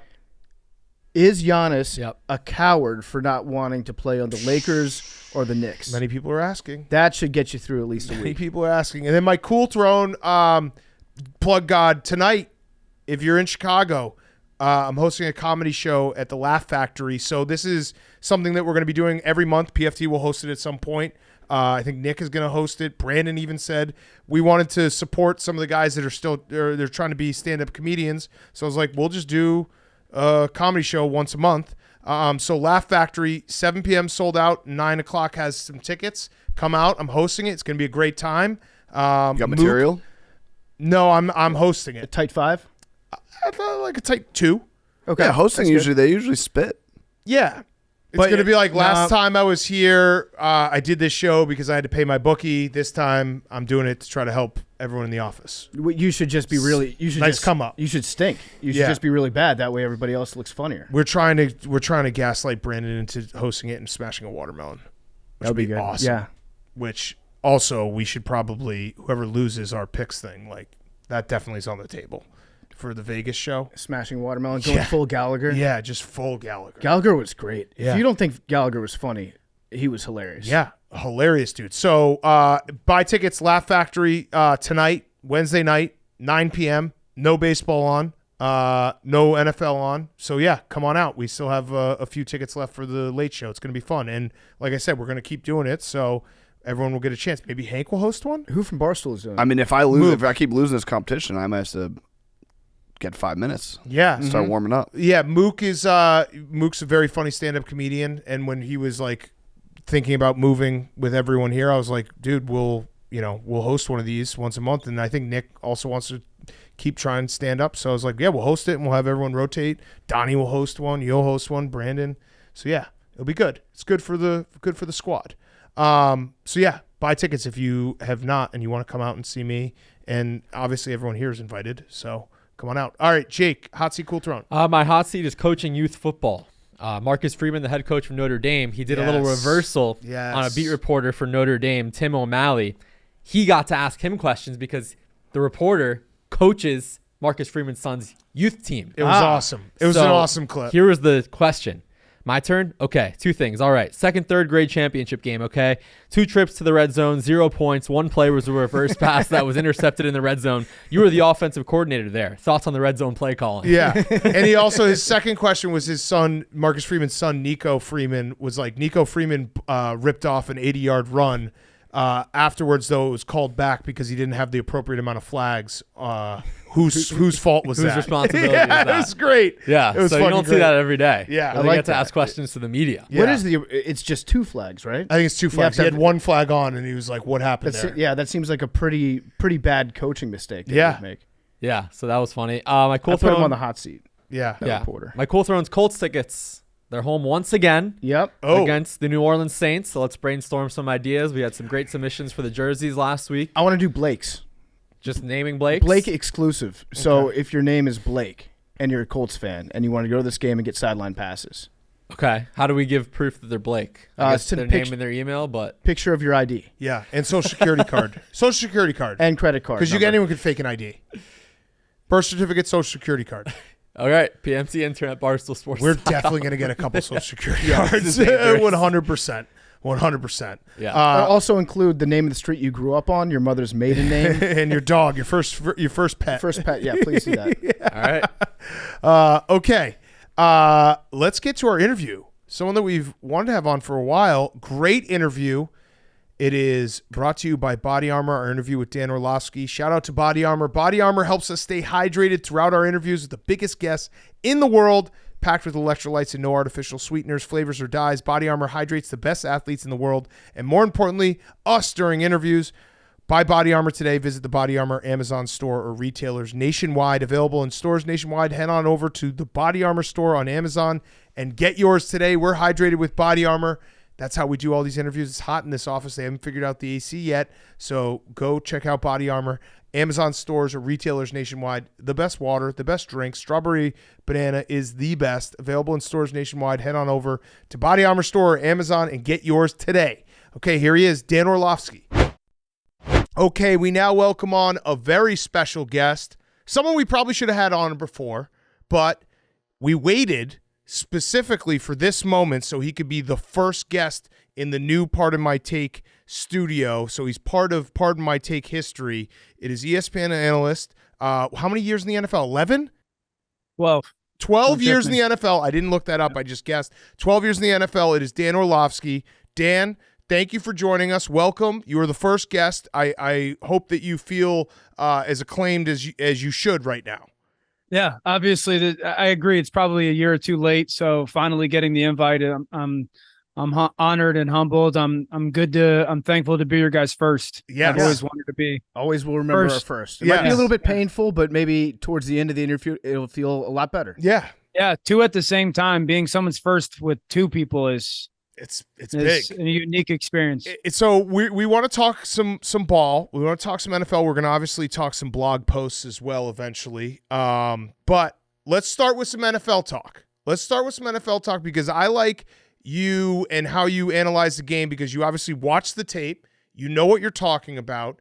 And guys like us, idiots, get things wrong all the time. So first question, who's the guy that we get wrong the most right now? Who's the guy who's playing better than what everyone in the media and idiots like us are like, that guy sucks, and you're like, I'm watching the tape, it's not him? Yeah, I mean, right now it probably still is Stafford. I know for a long time it was Stafford. Stafford is throwing the absolute piss out of the football. He's throwing it just as good as maybe he's ever thrown it.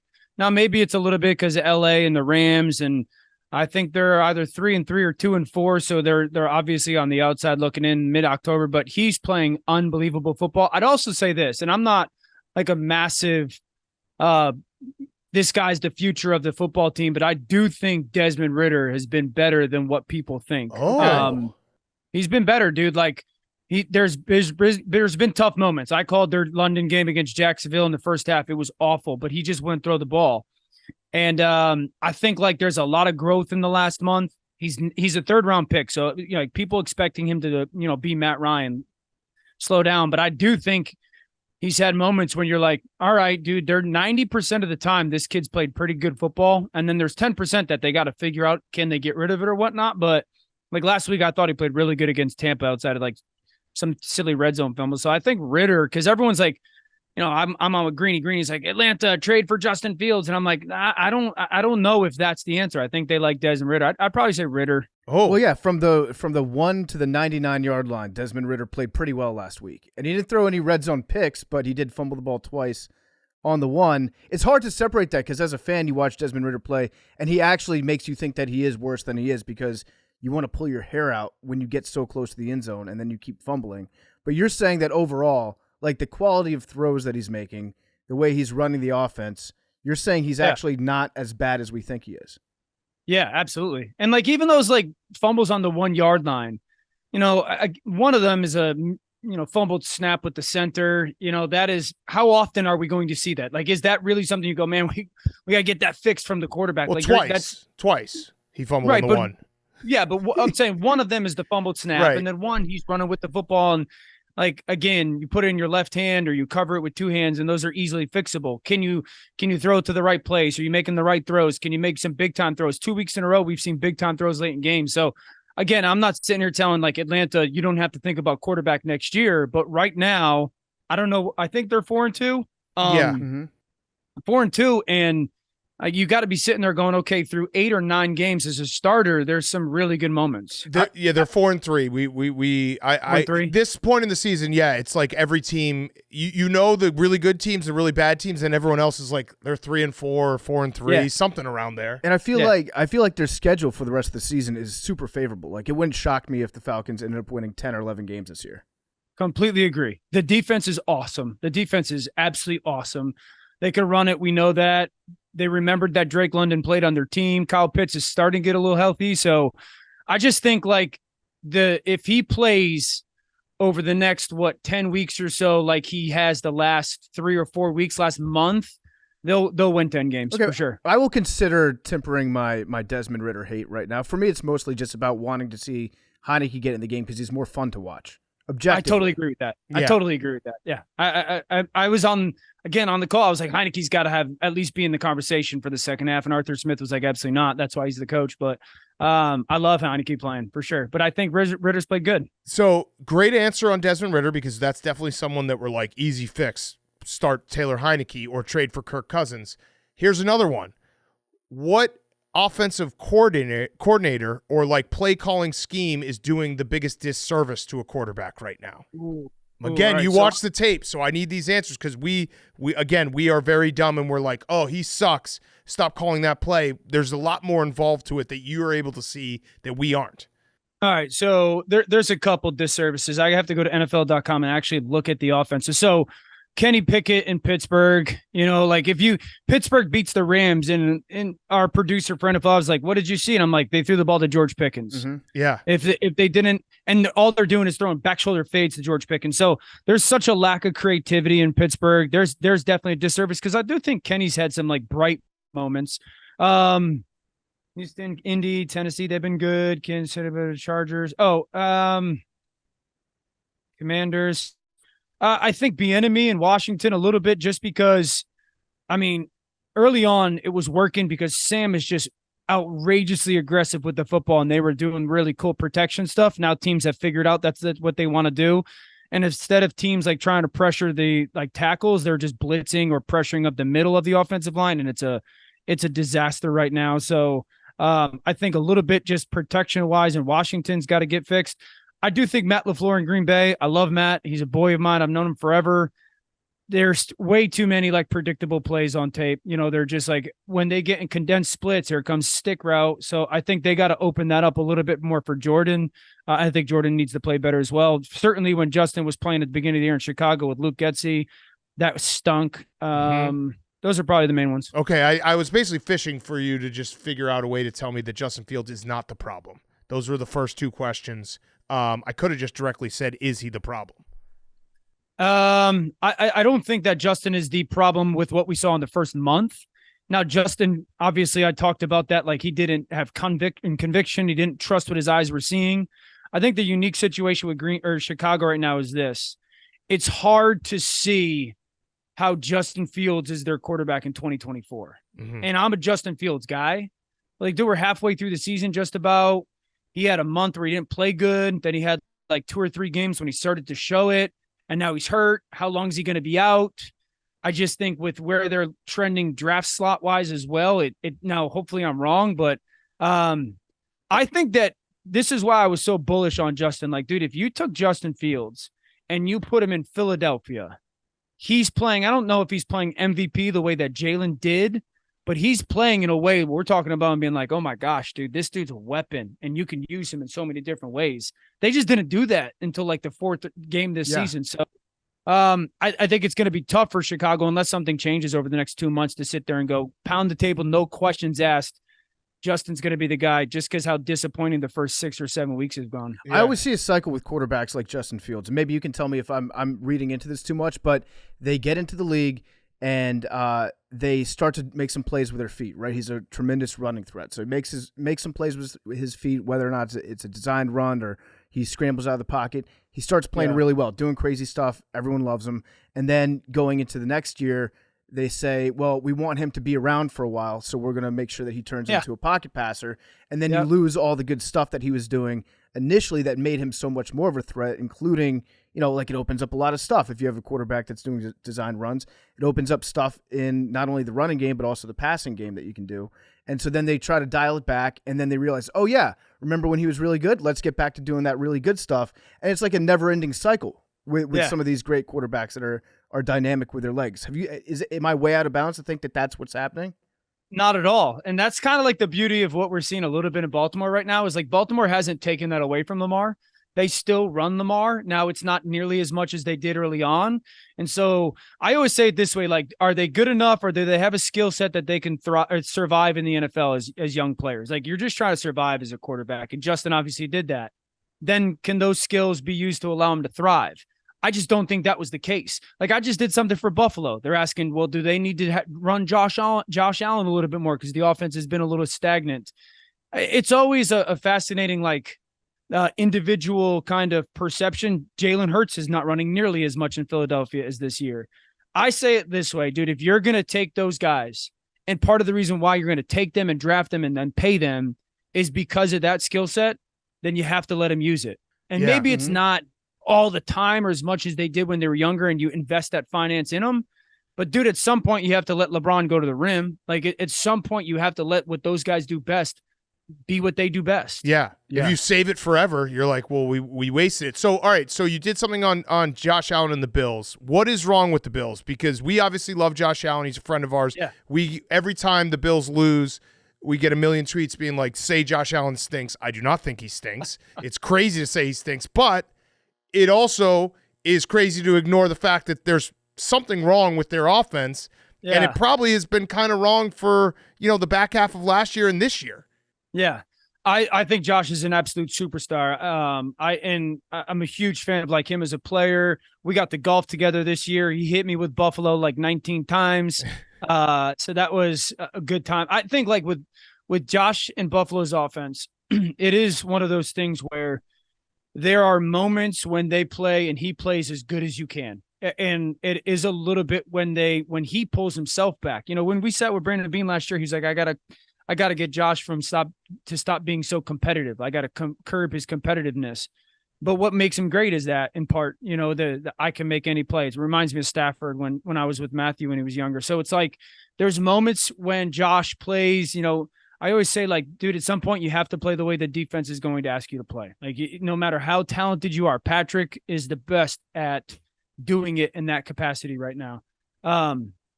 Sometimes Josh, I just did New England blitzed him a ton, and Josh was like, instead of throwing the hot route, I'm just going to run around and make a play. Well, when you play against really well-coached defenses, they don't let you do that. And so I think that's part of it. I do think that they need to put him under center and go play action way more. They just don't. And I think the diversity of their pass game is a little bit too Steph-centric. It's like, Steph, run a cool route downfield. I'd like to see more Gabe Davis and crossing routes and some of that 3-layered throws that they don't do enough of. All right, so off of that, why the hell do quarterbacks not go under center anymore? Is it comfort? That's a great question. Is it comfort? Is it college schemes?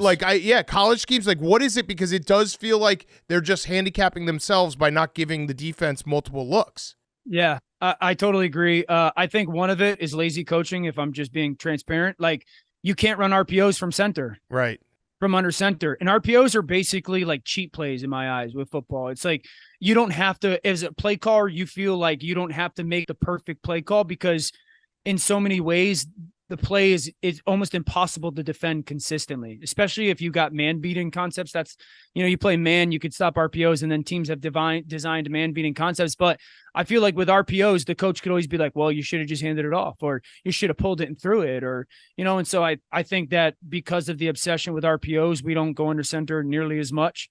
I do think the quick passing game and the desire for coaches, because the offensive line play is not nearly as good as it was 15, 20 years ago. So I think they try to cover it up with the quick passing game. I also think this, a lot of coaches don't know how to teach it. A lot of coaches don't know how to teach a drop back pass game from under center or a play action pass game, because a 7-step drop from drop back is a 9-step or an 8-step drop from under center. Can you time it up and teach it and all that? I don't know how many coaches have a really master's degree or PhD in teaching it. That's crazy. I mean, it's nuts to see it like kind of basically be taken out of the game totally. I hate nuts. it. I think it hurts everybody too. I don't think it hurts just quarterbacks. I think it hurts offensive linemen. I think it hurts wide receivers. I think it hurts running backs. Like, I think it hurts everybody. And I wish that teams did it more. Like, if you look, really good offenses, take Patrick out because he's a freak. If you look at the really good offenses in the league, it's like, well, does Miami do it? Not much, but because Miami's offense is so unique with Tyreek's speed and Jalen's speed, but like Buffalo for a month, they were the best offense in the NFL. They were doing it a ton. Baltimore is doing it more right now. Cleveland does it a good amount. Jacksonville does it a good amount. Philadelphia does it a little bit, but their RPO game, because their offensive line, it's so centric. Detroit does it a ton. Minnesota just put on a clinic on Monday night to do it. Atlanta does it a ton. So San Francisco does it a ton. Seattle does it a ton. Mm-hmm. Yeah, those are good offenses. I want to go down south real quick to New Orleans. I'm going to make 2 points here. I think that Derek Carr is not nearly as good as he used to be. I think that he's suffering from something. I don't know if it's injuries that have mounted up. He doesn't look like the same playmaker that he used to be. And also the offense under Carmichael doesn't look great overall. Is it time for Jameis Winston? I don't know if it's time yet, but the fact that it's become a conversation and a fair one is probably the biggest issue. So the Derek Carr thing for me is interesting. I've always been a Carr guy. I've always thought he was better than people thought. Two things. This was something that's, I guess I didn't think about it in the moment, but I think about it now, especially after last week's game.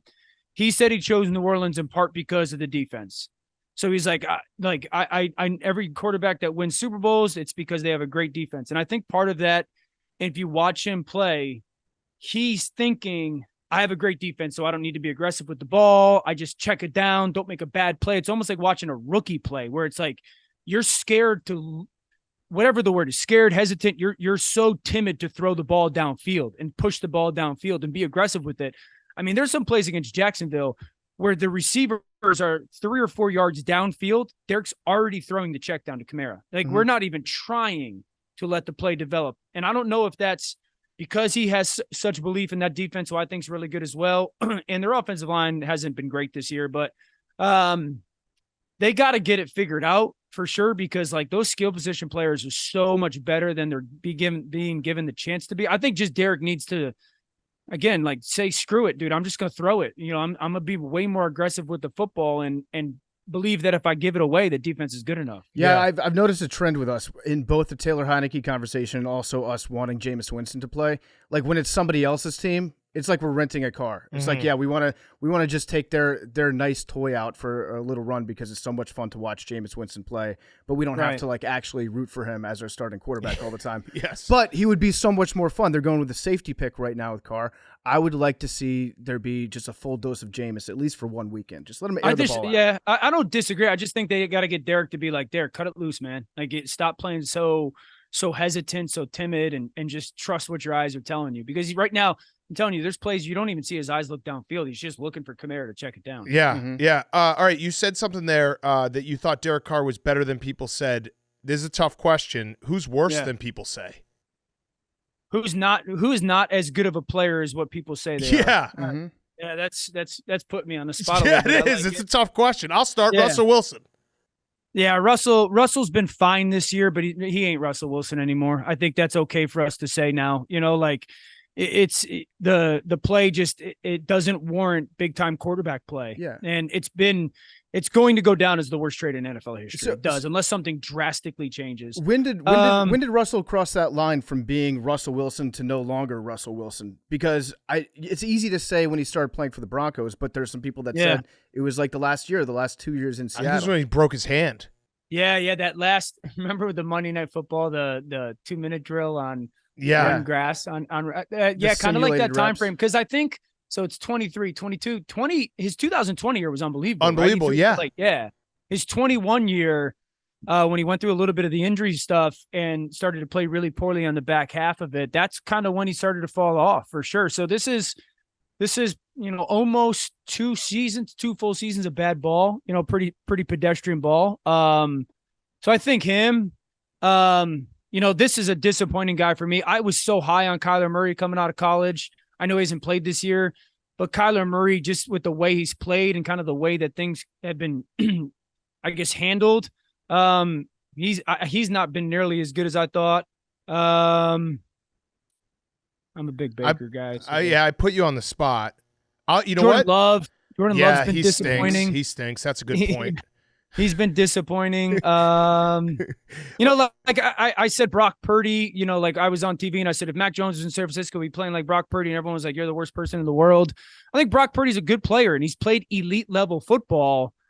But like, we have to stop thinking that every quarterback can just, when they're in a great place and they got great people around them, they can still be elite producers and playing at an elite level without being an elite player individually of themselves. So, I don't know if Brock is as lights out as, Patrick Mahomes would be in that offense. But Brock is I love Brock for the discourse because every game, it's going to be basically like he's we've fallen into this. We called him a top 10 quarterback. He was playing like a top 10 quarterback in the first That's month all you and a can half. go off of. Right, Yeah. right. But then he obviously has had a little bit of a blip here in the last 2 games, and now it's like, see, he stinks. Obviously, the truth's somewhere in the middle, but Right. Brock Purdy, like, what was it as easy as like Trent Williams is out and Debo's out, and that's the difference? Like, you can see that when he doesn't have the full arsenal of superstars, because the Niners are superstars. They have a superstar roster. Yeah, I mean, outside of like 3 guys on planet Earth, most guys need really good players around them to be awesome quarterbacks. It's just the reality of the business. So again, everyone, like you guys probably know, like everyone says, I like every quarterback and whatnot. I actually thought Brock played pretty good on Monday night outside of the last like 6 minutes. And even like his interception, the first interception, that's a throw that he made 3 times in that game. He just throws it so early, which is one of the things he does well. He just threw it too early and the receiver never got to the ball. Now it's a pick, but I don't sit there and go like, gosh, that's such a bad throw, Brock, or you can't throw that ball to that player. He's thrown it to the right place. He just throws it so early that the receiver never gets to it. Now, would that have been Dabo instead of Jennings? I would think so. So I don't know. And then the second interception, dude, there's like 20 seconds on the clock or 28 seconds. He needs to find a way to get 25 or 30 yards. He's just finding a way to get a chunk. So I actually thought outside of really like that last interception, even those 2 interceptions, I don't sit there and go, ugh, those are awful. I thought he played good. So I just think he's a good player. I don't think that we could sit here right now and say like Brock Purdy, give him $200 million and we're good. Right. Mm-hmm. Okay, right. That's fair. Here's another trick question for you. There's no chance you could have prepared for this one.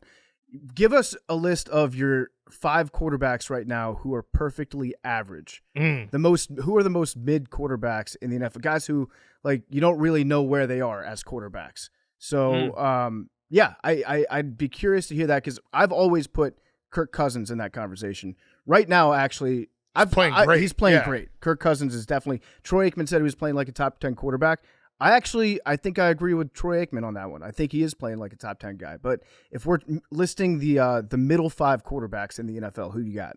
Yeah, so I've always said like there's like 6 guys that are like scheme independent, people independent more often than not. Like, and then there's this group of like 8 dudes who, if they've got the right play caller and a good defense and the right support people, meaning tight ends, wide receivers, all that stuff, like they'll play like a top 10 quarterback.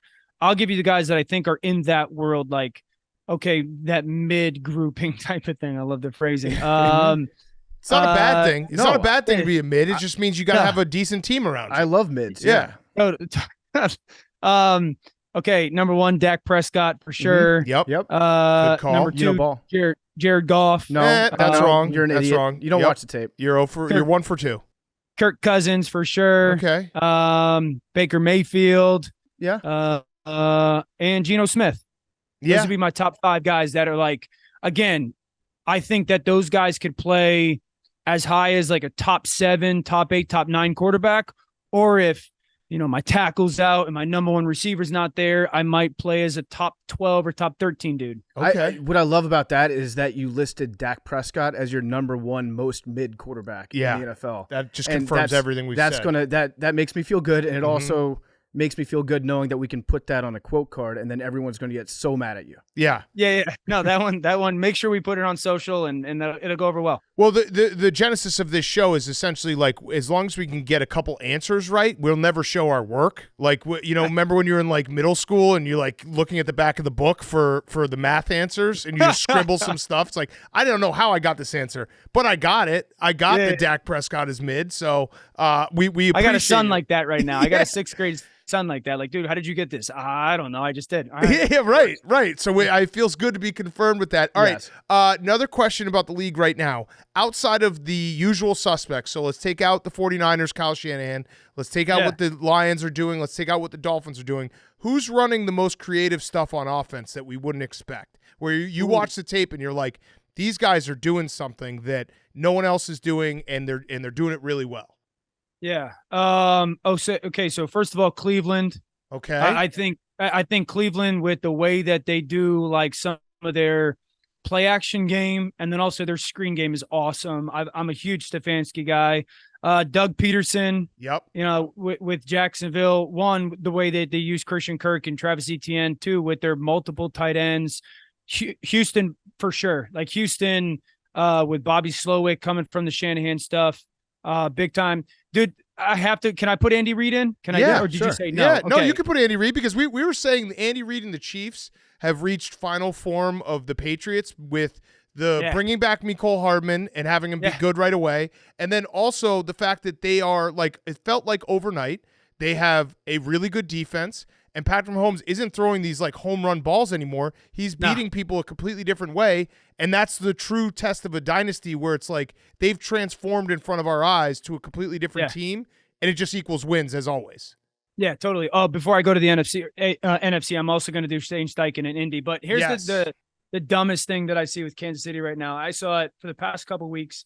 They're doing such unique. No one in the NFL is doing it, where they are like doing unbelievable stuff to defensive lines with certain protections.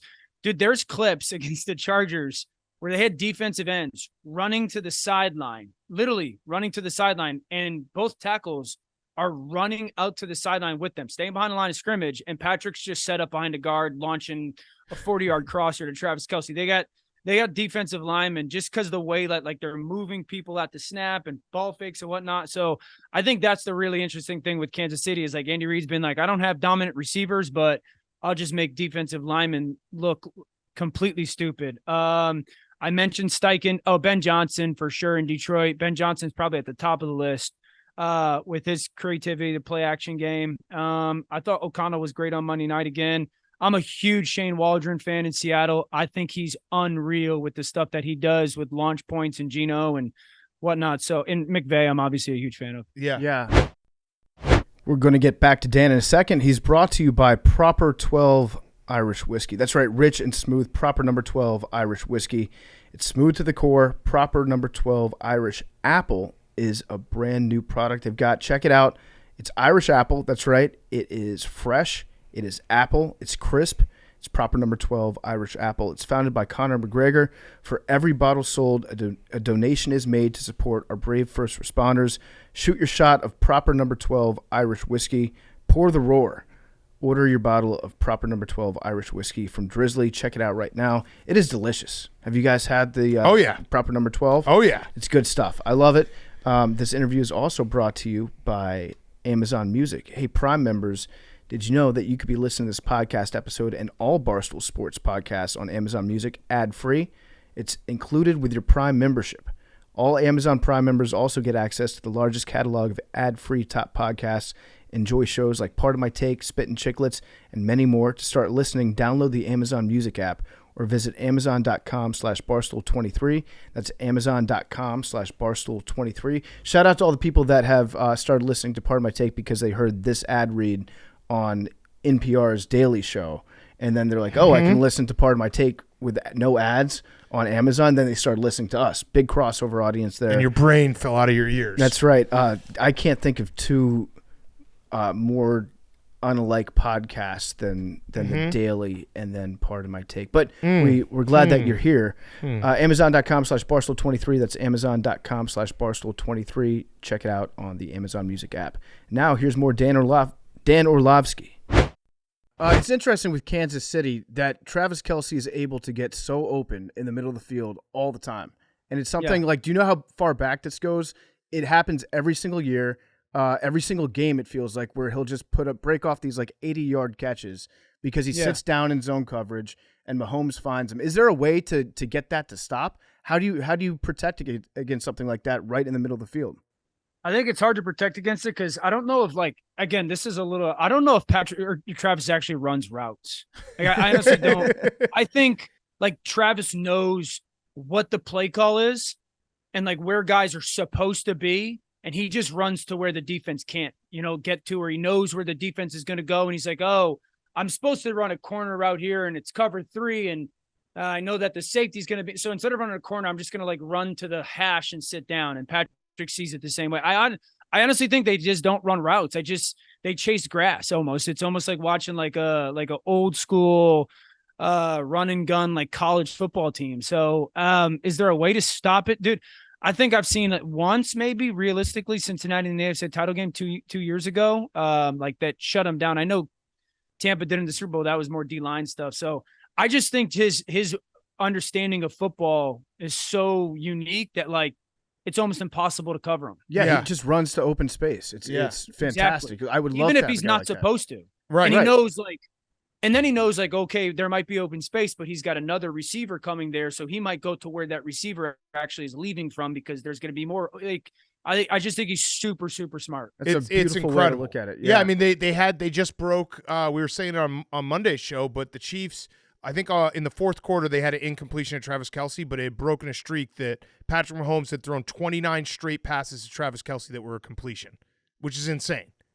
Dude, they had a play against Chicago actually this year where Travis 100% does not run the route that he's supposed to run. Or on I paper. saw that. Yeah, they talking about it mic'd up after too. Yeah, and Patrick throws it before he actually doesn't run the right route. Like he's about to run the wrong route, and Patrick's throwing it, and you're sitting there going, how does Patrick know that he's not going to run the right route? He's going to run the wrong route, but at the right time. It's wild. It was a crazy clip because obviously the Bears just looked stupid in that game, and they look stupid overall. But they on the sideline, Patrick said, he was like, I knew you were going to run that route that wasn't called. And he's like, I like they were talking about it and laughing about it. So they played just at a higher level. That's why it's impossible to cover, man. They break rules. Yeah. All right. So I want to talk a little bit about your career, Dan. We'll get to the blog, which we have some questions about the blog. But was the most important thing that happened in your entire career Matthew Stafford winning a Super Bowl? The two things, I think. Okay. In 2019, when I took a very hard stance, Wentz versus Prescott, and Wentz led him to the playoffs. They were decimated with injuries, and I was like, he's the better quarterback. That happened. I did that whole garbage bag routine. I was still kind of young in the business, so that was a huge one. Maybe 3. When Tampa won the Super Bowl, because when Tom signed, I was like, Super Bowl done, and everyone's like, you're an idiot. And then when Stafford won the Super Bowl, for sure. Yeah, for sure. Because that was, you are the number one Stafford defender. And it was lazy, but we could all be like, well, look, the Lions stink every year. And then he goes to the Rams, wins the Super Bowl. It's like, well, Dan Orlovsky was right the entire time. I got lucky a little bit on that one. I remember some playoff games. Dude, I was just – honestly, I felt it. I wasn't just saying it. I honestly believed that he was so dumb talented. And I knew how good Sean was because I was with Sean, his first year in L.A. and with Jared, and I knew how smart Sean was. And I knew once Sean got a hold of Matthew, he would become so much better than anyone ever thought. So, and I got a little lucky with the way some of those games ended, but for sure. Yeah. I just knew Matthew was so good. Yeah. You also had some holdover Carson Wentz takes, which affected me personally and a lot of other people out there who have families and friends that might have experienced Carson Wentz as their starting quarterback. Because you were right about your Carson Wentz over Prescott take, I think you held on to that for a while. And 100%. I think to be honest with you, to this day, you still think that Carson Wentz could be an elite NFL quarterback, even though he's not playing. All evidence to the contrary, you will ignore. You think that Carson Wentz could step in right now and be a top 10 guy. If Carson Wentz was off the field as talented as he is on the field, He would be, but he's just too much of, I guess, like a unique personality, maybe a weirdo, head case, whatever people want to call him. That's the thing that I didn't know about. I still thought he was so talented, man. I really do. But no, I'm past putting him in the MVP conversation. That's good. That's good. You know, to get off a take. All right, here's a question that don't take offense to it, because I actually mean this genuinely. A lot of people see backup quarterbacks and they're like, that guy stinks. And why don't they get so-and-so starter that started for so long in the NFL? He'd be a better backup. I think backup quarterbacking is a very hard job, and it takes the correct temperament, and people don't give it enough credit. You were backup quarterback for 12 years in the NFL. What is it about being a backup quarterback that people get wrong consistently? Yeah. A couple things. Number one, you're still ridiculously talented. Right. You know, there's 65 people on the planet that have that job, just about. So you're still, I would say, like most backup quarterbacks are just as talented as the 12 to 32 starter. They just can't do what those guys do as consistently, or, you know, like maybe they do it 2/10 or 3/10 of a second slower than the starter does. And that's the difference of this guy makes, 90% of the plays versus this guy makes 80% of the plays. So I think the second thing is, like, dude, it's so hard to keep your job when you get such little opportunity to prove your worth. Yep. Like everybody else on the team gets to play.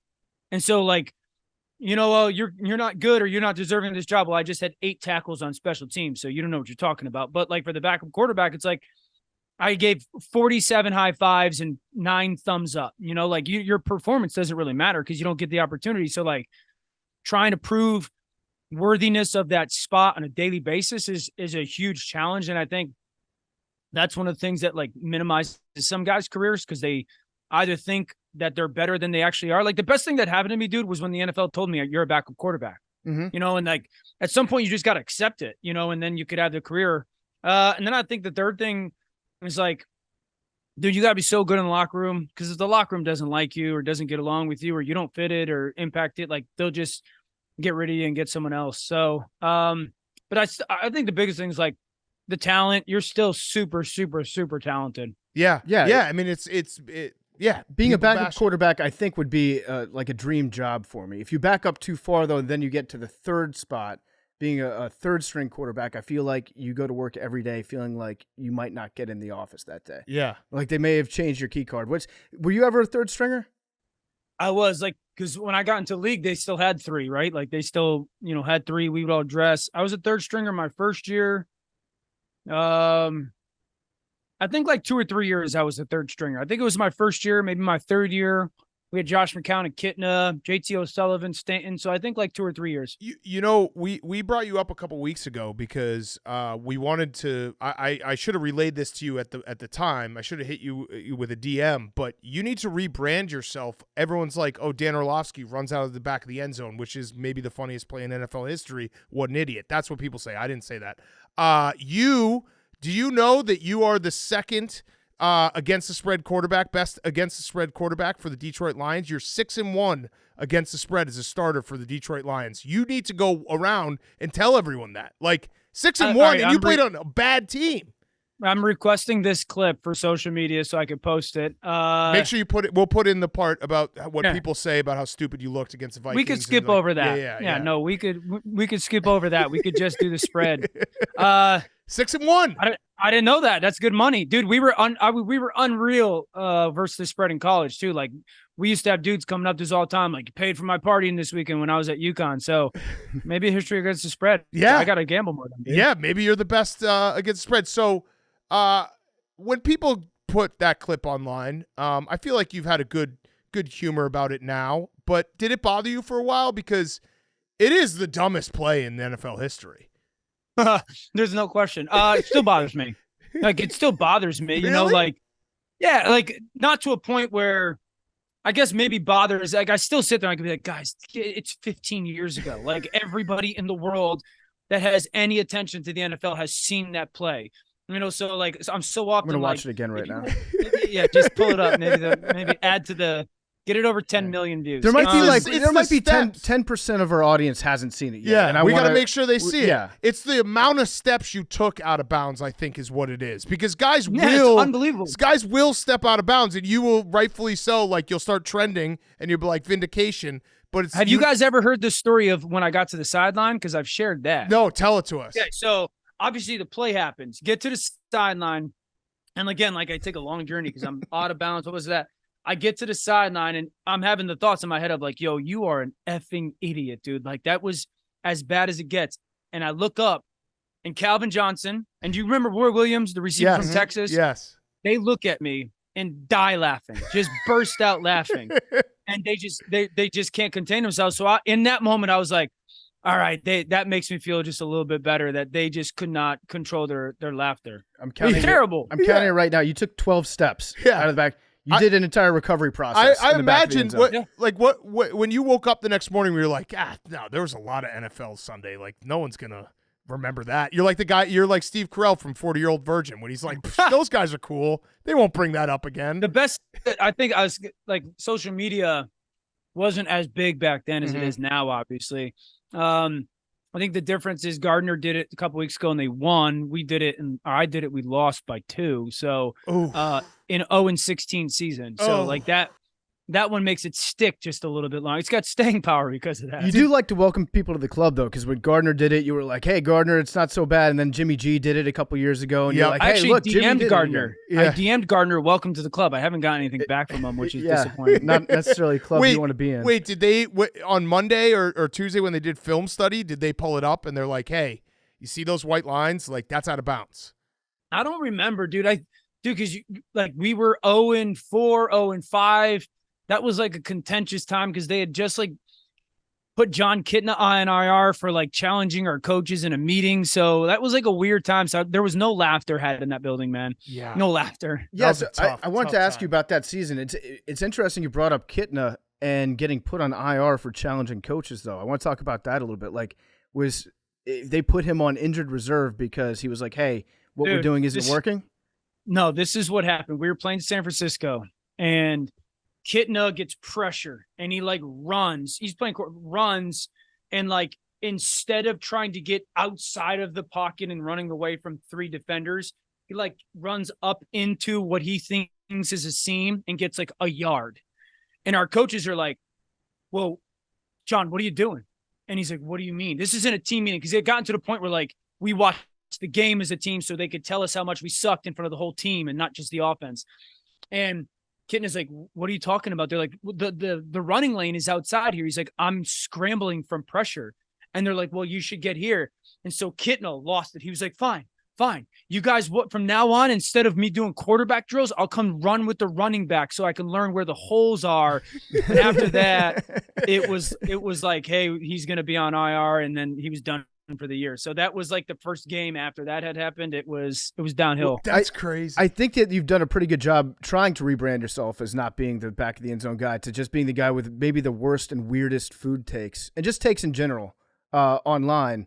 And it's almost like you're a glutton. Hopefully not football takes. No. I'm talking about like off the field stuff. Off the field, there's a lot of red flags when it comes to Dan Orlovsky. You would not pass if we were at the combine and we had an interview with you, we'd be like, not drafting that weirdo. No. So I'm weird, dude. I'm super weird. Yeah. And I love that you own it. I love that you're like, yes, I have very strange tastes, very peculiar food tastes. I know that you eat like raw chicken. You don't put salt and pepper or seasoning on your chicken.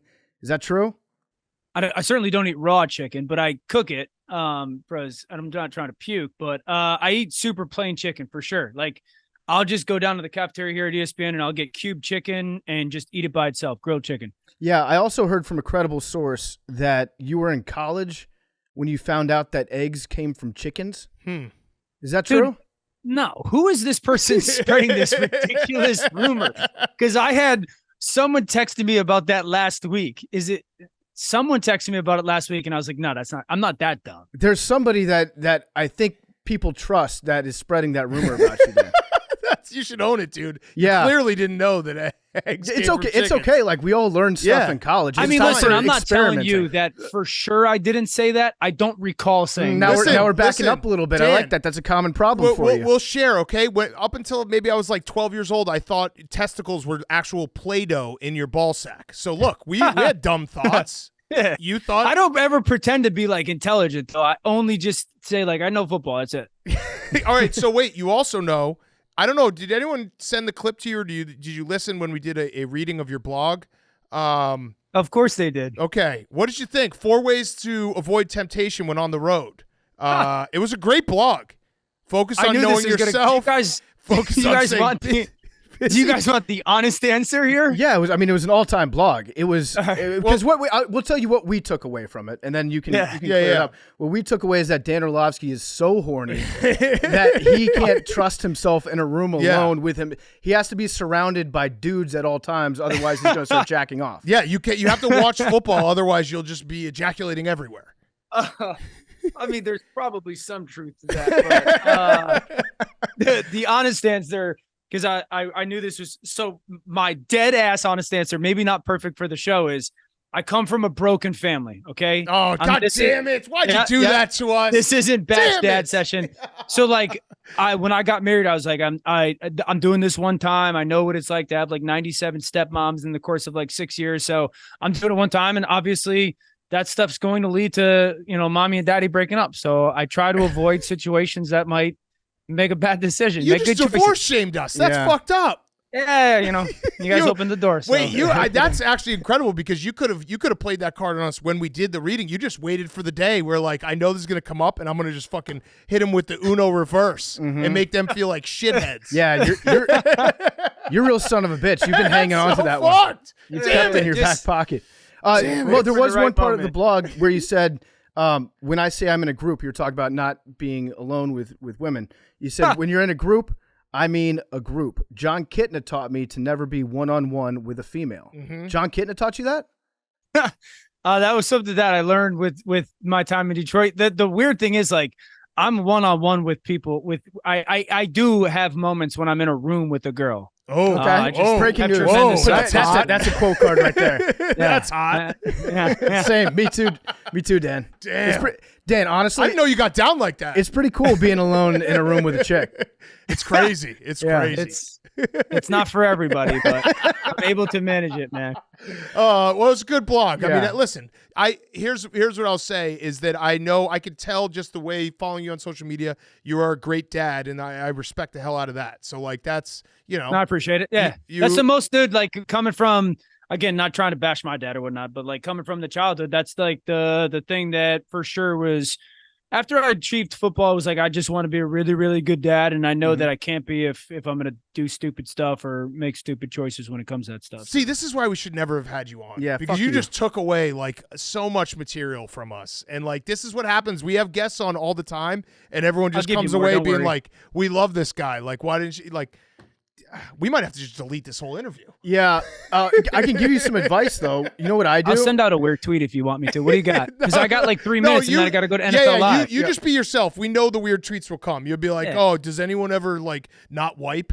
Well, that's the one thing I wanted to talk about here with you was there was another tweet that you had where you talked about how many days is it acceptable to go without showering when you're on vacation and you have a pool and then parentheses saltwater pool that you go into every day. So you tweeted that out. You thought it was 2 to 3 days. Turns out a lot of people disagreed with you and thought that was disgusting. And then you deleted that tweet shortly thereafter. So can you walk us through, did you have a change of heart? Why did you delete that? No, literally because what happened was a friend of ours copied the tweet and sent it to a group text that I'm in with like me, my buddy, his wife, my wife, and like question marked. And my wife looked at me. This was like a week after, maybe a month after the whole towel thing that people made it too big a deal about as well. And she was like, take it down. And I was like, why? And she was like, people are going to think like I'm a terrible wife and I don't have any like type of control over our house or whatnot, or that you're a disgusting pig and I don't clean your shower or I don't clean your towels and whatnot. So I was like, all right, I'll give you this one. I'll take it down. Cause I wanted to, my wife to still be willing to sleep with me. So yeah, that's smart. That's smart. Between me and you, you would go for 2 to 3 days without showering if you have a pool that you're dipping into. Saltwater. 100%. I did it this summer. All right, last question. I know you got to run. This has been awesome, Dan. Roback question, rhoback.com, Q-zips, polos, joggers, shorts, everything, hoodies, all of it. Roback is the best. I'm wearing the joggers right now. Use promo code TAKE, 20% off your first purchase. Promo code TAKE, roback.com. Last question. You're a Connecticut guy through and through. Give us the rankings of pizza. Number 1 pizza is Colony Grill. Yes. Number 2, Yes. Colony Grill. No questions asked. In Fairfield, though, it's got to be the one in Fairfield. Number 2, Sally's. Number 3, Modern. Number 4, Pepe's. Not a massive Pepe's guy. Wow. All right. So I stumbled upon Colony Grill Bar. like 6 years ago, and like it is the best pizza in the world. Hot oil sausage is the best. I wish I could recreate it. I like have a dream of letting, Colony Grill letting me like open a pizza place in Chicago that just replicates it because it is that good. So I'm happy. Yeah. That's a good answer. Colony Grill is probably All right, going to be that's a win. upset to know that Dan Orlovsky rated them as the number 1 pizza. Yeah, because you have bad taste. Yeah, so that That's might true. be an issue for him. Maybe I'm the one who's got it all together and everyone else is just screwed up. Nah, I don't think so, dude. We read that blog post. All right. Well, Dan, we'll do this again. It had been too long. First guest in the new studio, part of Pardon My Take history. Thank you so much, man. Appreciate it. You guys are the best. Appreciate you, boys. Dan Orlovsky was brought to you by Pardon My Cheesesteak. That's right. Pardon My Cheesesteak has unleashed a menu that will have your mouth watering in no time. Hold on to your taste receptors because we're introducing the stars of the show. We've got the Chicken Bacon Ranch Cheesesteak. It is so, so good. Chicken Bacon Ranch is an elite cheesesteak. They have the irresistible chicken tenders and the monumental Big Cat Combo, which is, what's in the Big Cat Combo? Cheesesteak, fries. And a soda?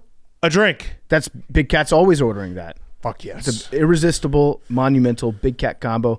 Whether you're a cheesesteak aficionado, a finger food enthusiast. Ugandan?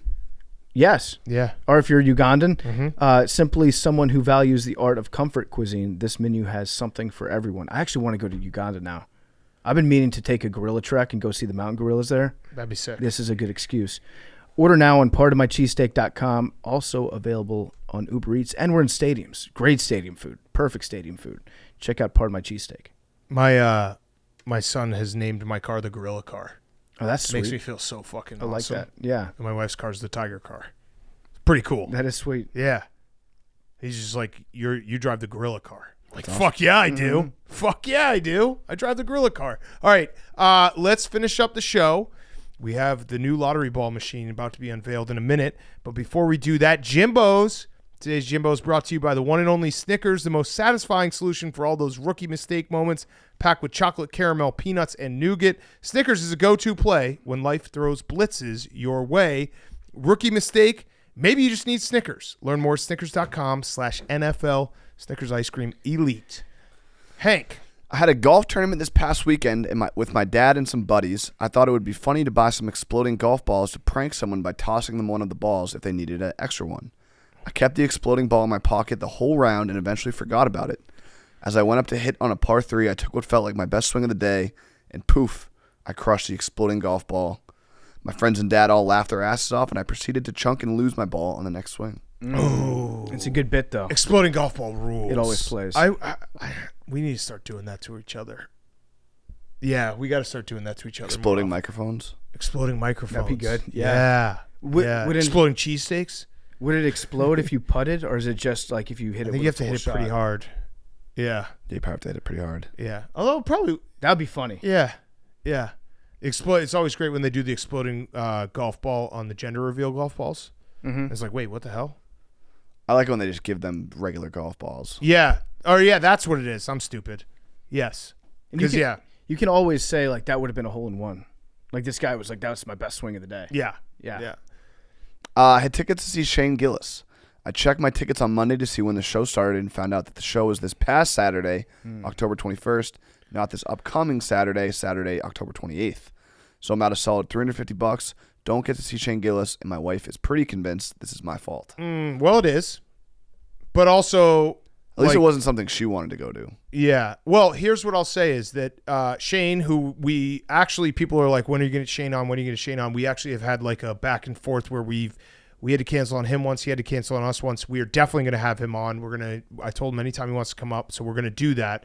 But I think Shane would say to this, your wife already knows you're an idiot because you're a Shane Gillis fan. It's like being a fan of our show. Right. Like, it's not like it was if like you're an Taylor AW Swift concerts. Like Right. they were going to that show because he wanted Right. to go see Shane Gillis, and she was like, okay. Like if you're an AWL listening to this right now, your wife knows you're an idiot because you listen to us, and we're idiots. Yeah. Also, you should have had friends that were going to this show too.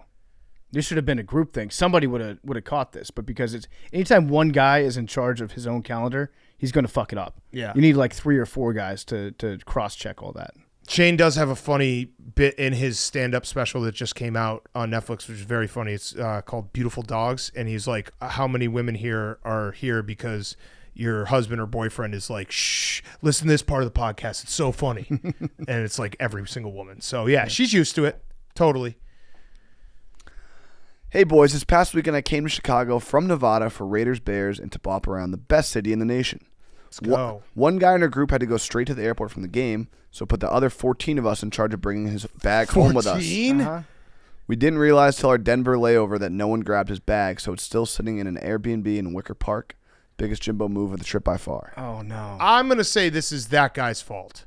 You were getting out of Dodge quick.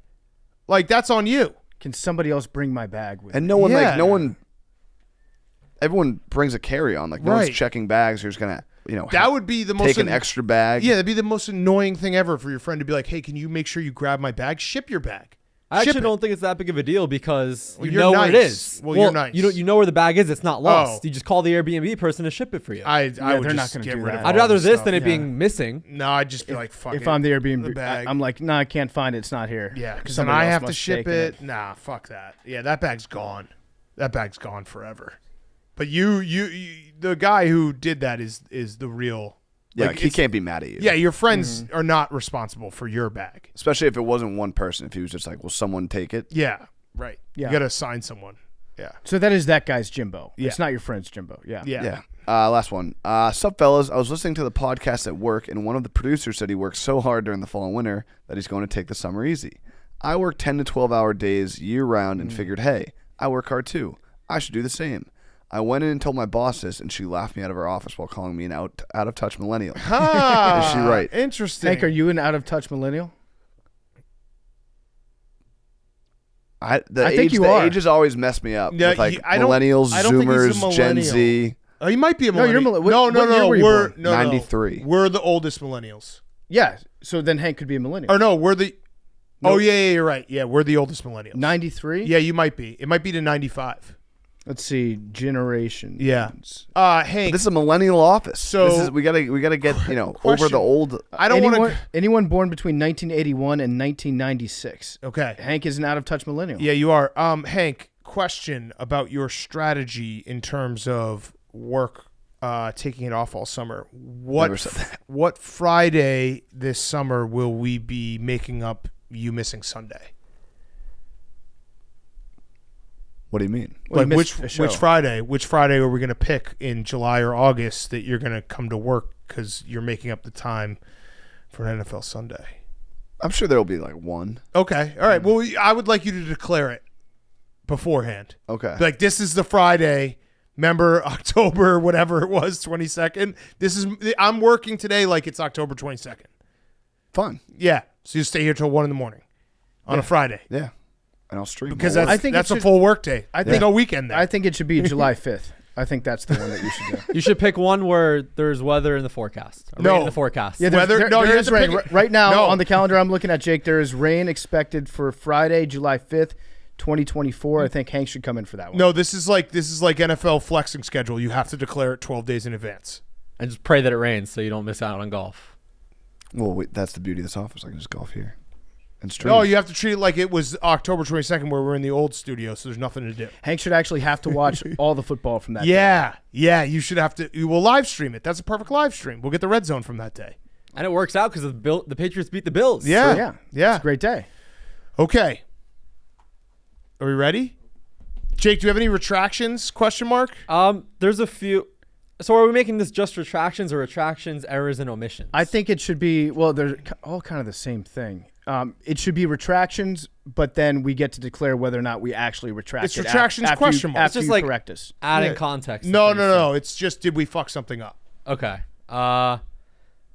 No. Okay, Yeah, nice. great Yeah, job. fuck yeah. I had a few Let's go. omissions. We pitched but a What perfect was the game in our omission? first podcast here. That's amazing. That's Well, incredible. Let me hear an omission and see if we're going to do omissions. I don't think I'm down with omissions. Okay, this is a test run.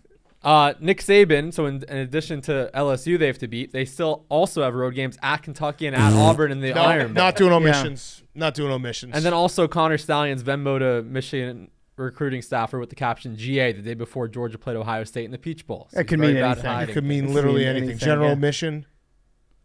All right, retractions only. Next segment. Omit that. All right. You guys ready? This lottery ball machine fucking rocks.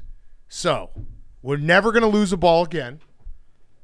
And Andrew Manley, who's one of our tech guys, shout out our tech team. They've done a great job. It's been a little bit of a fire alarm getting everything set up. He handed me a report, and they literally have a report. Every single ball was weighed, and it has to be within a certain amount of weight, so Yep. there's no funny business. because you can rig the lottery that way. Right. That's one of the strategies that people have used. So I have it. Are we ready? Are we ready to look? Here we Yeah. go. Turn the light on. Let's turn the light on. So this counts. Oh, yeah. We're back to keeping First track. drawing since July 20th. Officially. Who was the last official winner? Me. They told me to count it. They told me to count it. Jake. What color do you guys They want? What did tell color do me you to guys count want? it. Jake. What color do you guys want? I like that. You're better blue. than that, Like the Jake. I like the I'm electric just blue. doing what I'm told. You're better than that. That's my favorite Here we color go. of body armor right there. That blue. 3, Right, Jake? 2, Yep. 1. Yeah. There it is. Look at this thing. It's a beast. That thing looks like a sweet ass bong. So yeah, it does. The We should smoke out of there at some point. So here's the only question I have to ask you guys. So it's a little different than the old lottery ball machine in the fact that I hit start, all the balls go crazy, and then I have to hit select for it to pick a ball.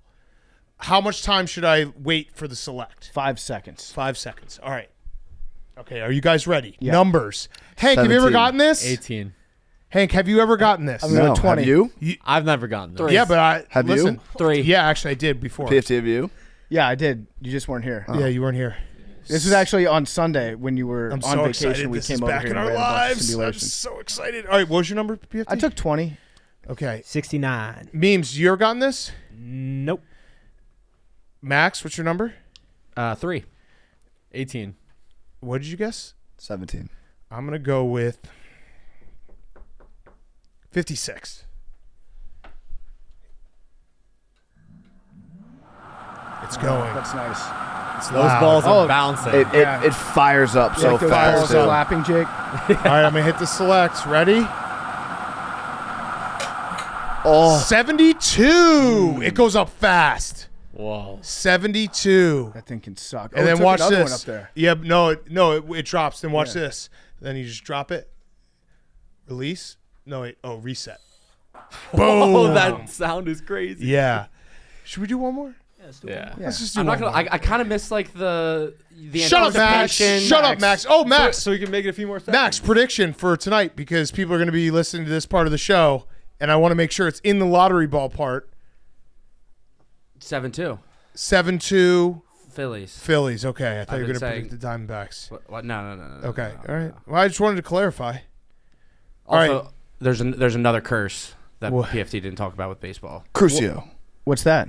No team has ever beat the Brewers in the playoffs and not made it to the World Series. Oh wow, Oh, wow. No team has ever And the no Diamondbacks. team has ever beaten the Phillies in a game 7. that's That's true. also true. Yeah, first ever is crazy. Yeah, not that crazy. They only made the playoffs like 13 I still think times. it's crazy. Okay. Numbers. Hank, have you ever 17. gotten this? 18. 20. Have you? No, have you? Hank, have you ever gotten this? 3. I have not. Have you? Can I guess my number? Why are you asking me questions? I asked you after you guess your number. Why would you do that? No, you asked me before. I just asked you after.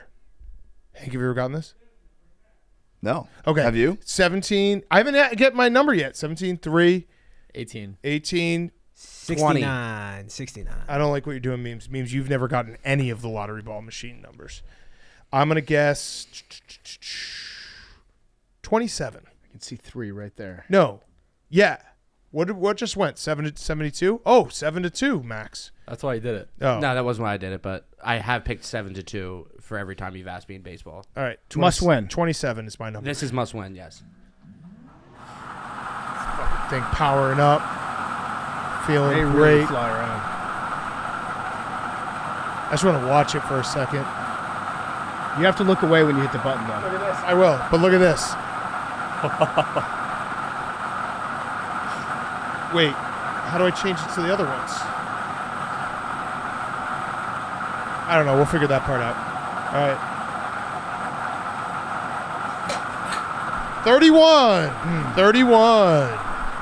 So these are all being documented now, right, Jake? Yeah, I'm getting the admin to pardonmyballs.com where you can track it live. Okay.